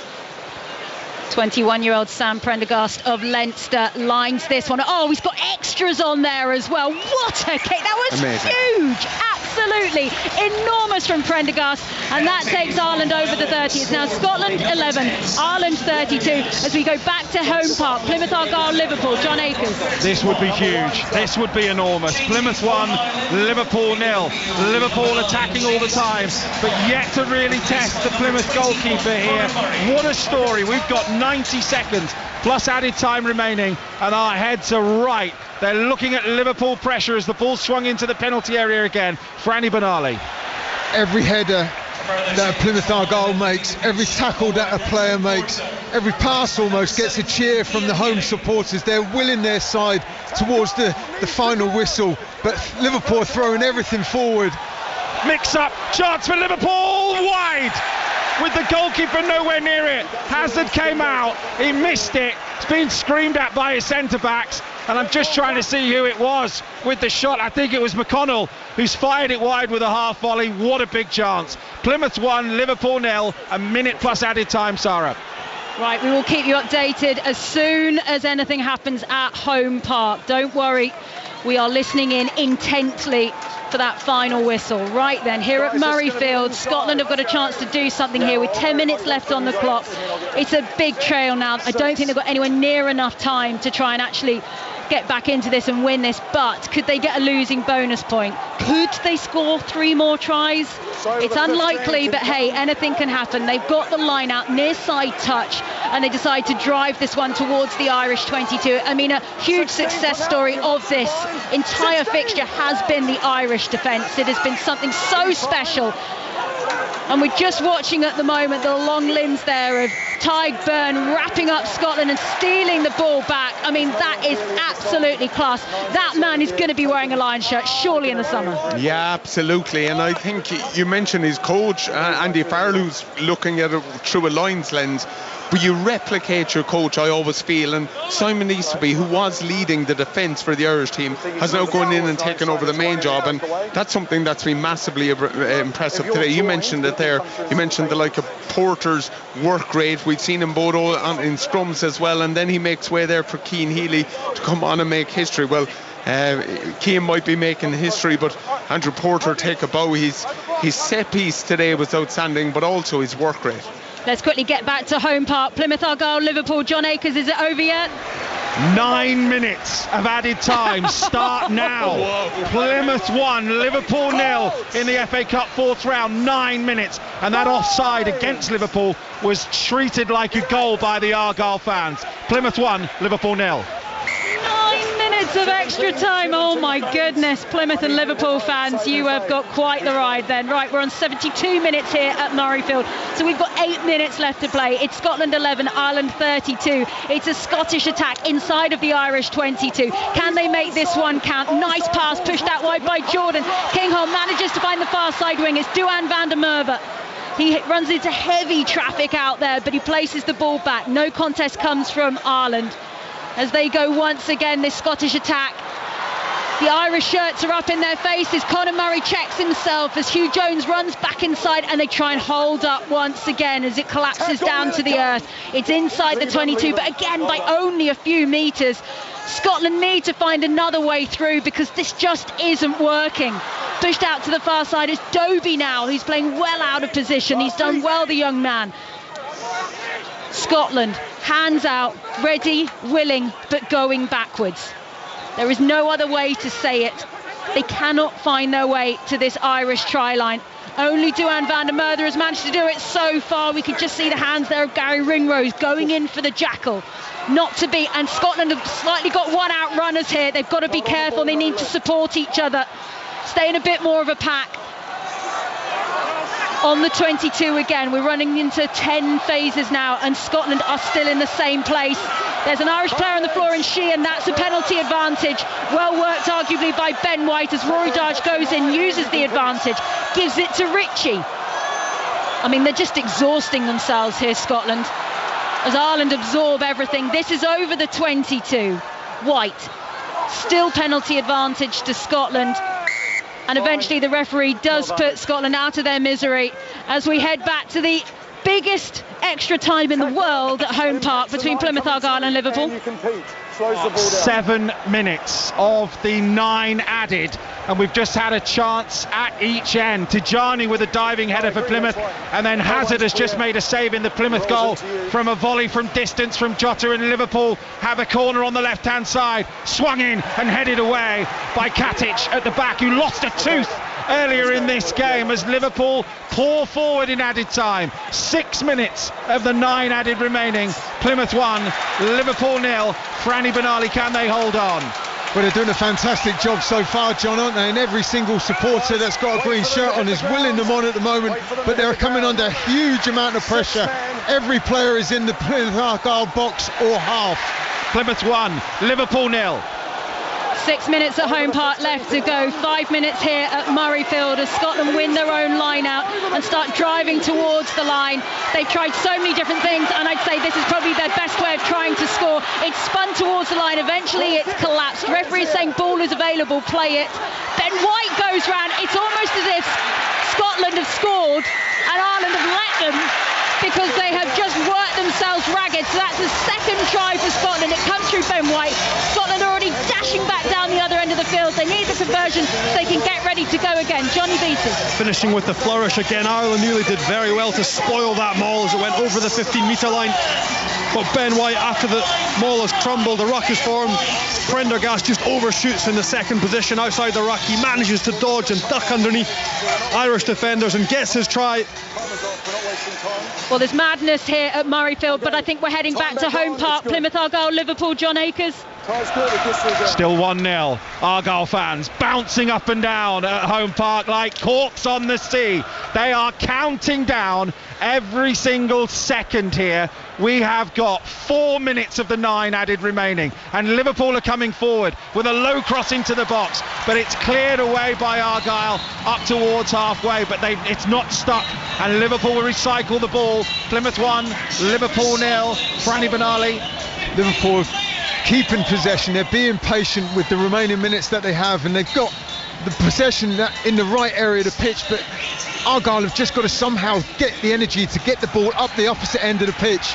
Diaz with a chip ball into the penalty area, and Argyle win the first contact. Liverpool have the ball in the penalty area though. In comes a shot on the angle, blocked. Brave header from the toothless Katic, out for a throw-in for Liverpool on the far side.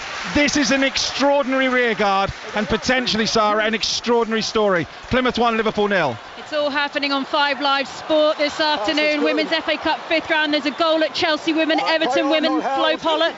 Chelsea 4, Everton 1. Another penalty for Chelsea scored by Sandy Baltimore this time. 2 minutes remaining of injury time. Chelsea heading to the quarter-finals. Chelsea 4, Everton 1. And don't forget, of course, coming up at 5:35, it's Aston Villa against Tottenham. John Murray and Rachel Causey waiting for us at Villa Park. But so much still to play. Rugby and football still going on.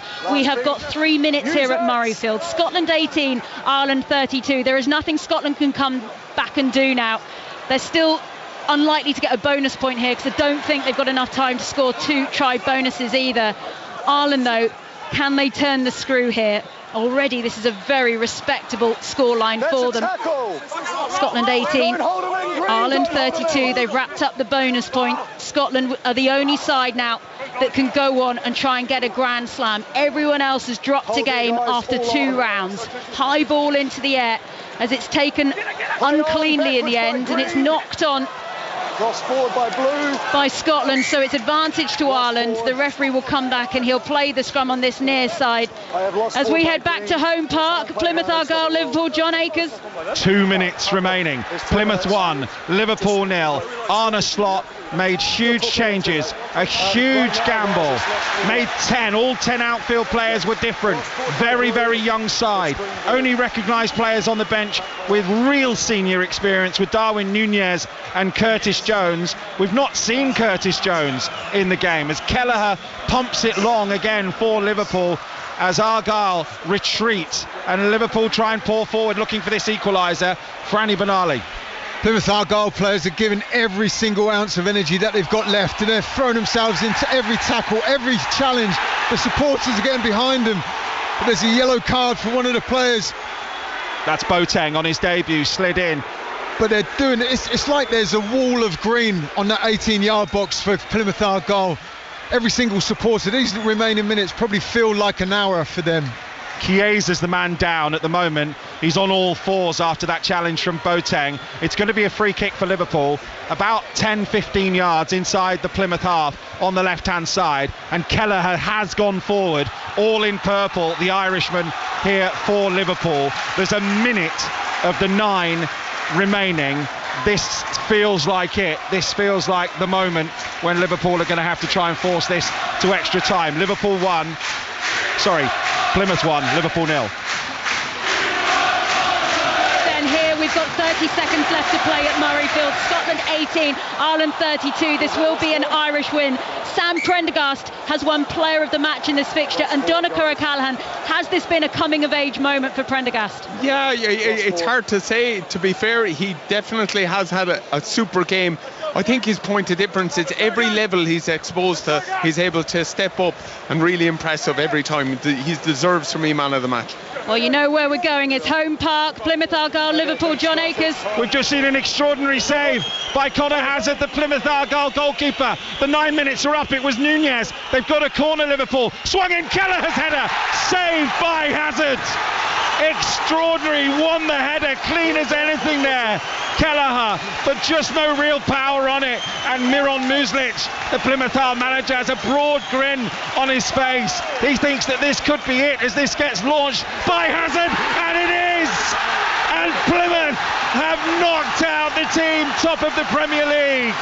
The kings of Europe at the moment, Liverpool. It's a day that the fans here will never forget in the Devon sunshine. Absolutely remarkable. It's one of the biggest moments in Plymouth's history. The team bottom of the championship have knocked out the giants of Liverpool. It's quite incredible what's going on here.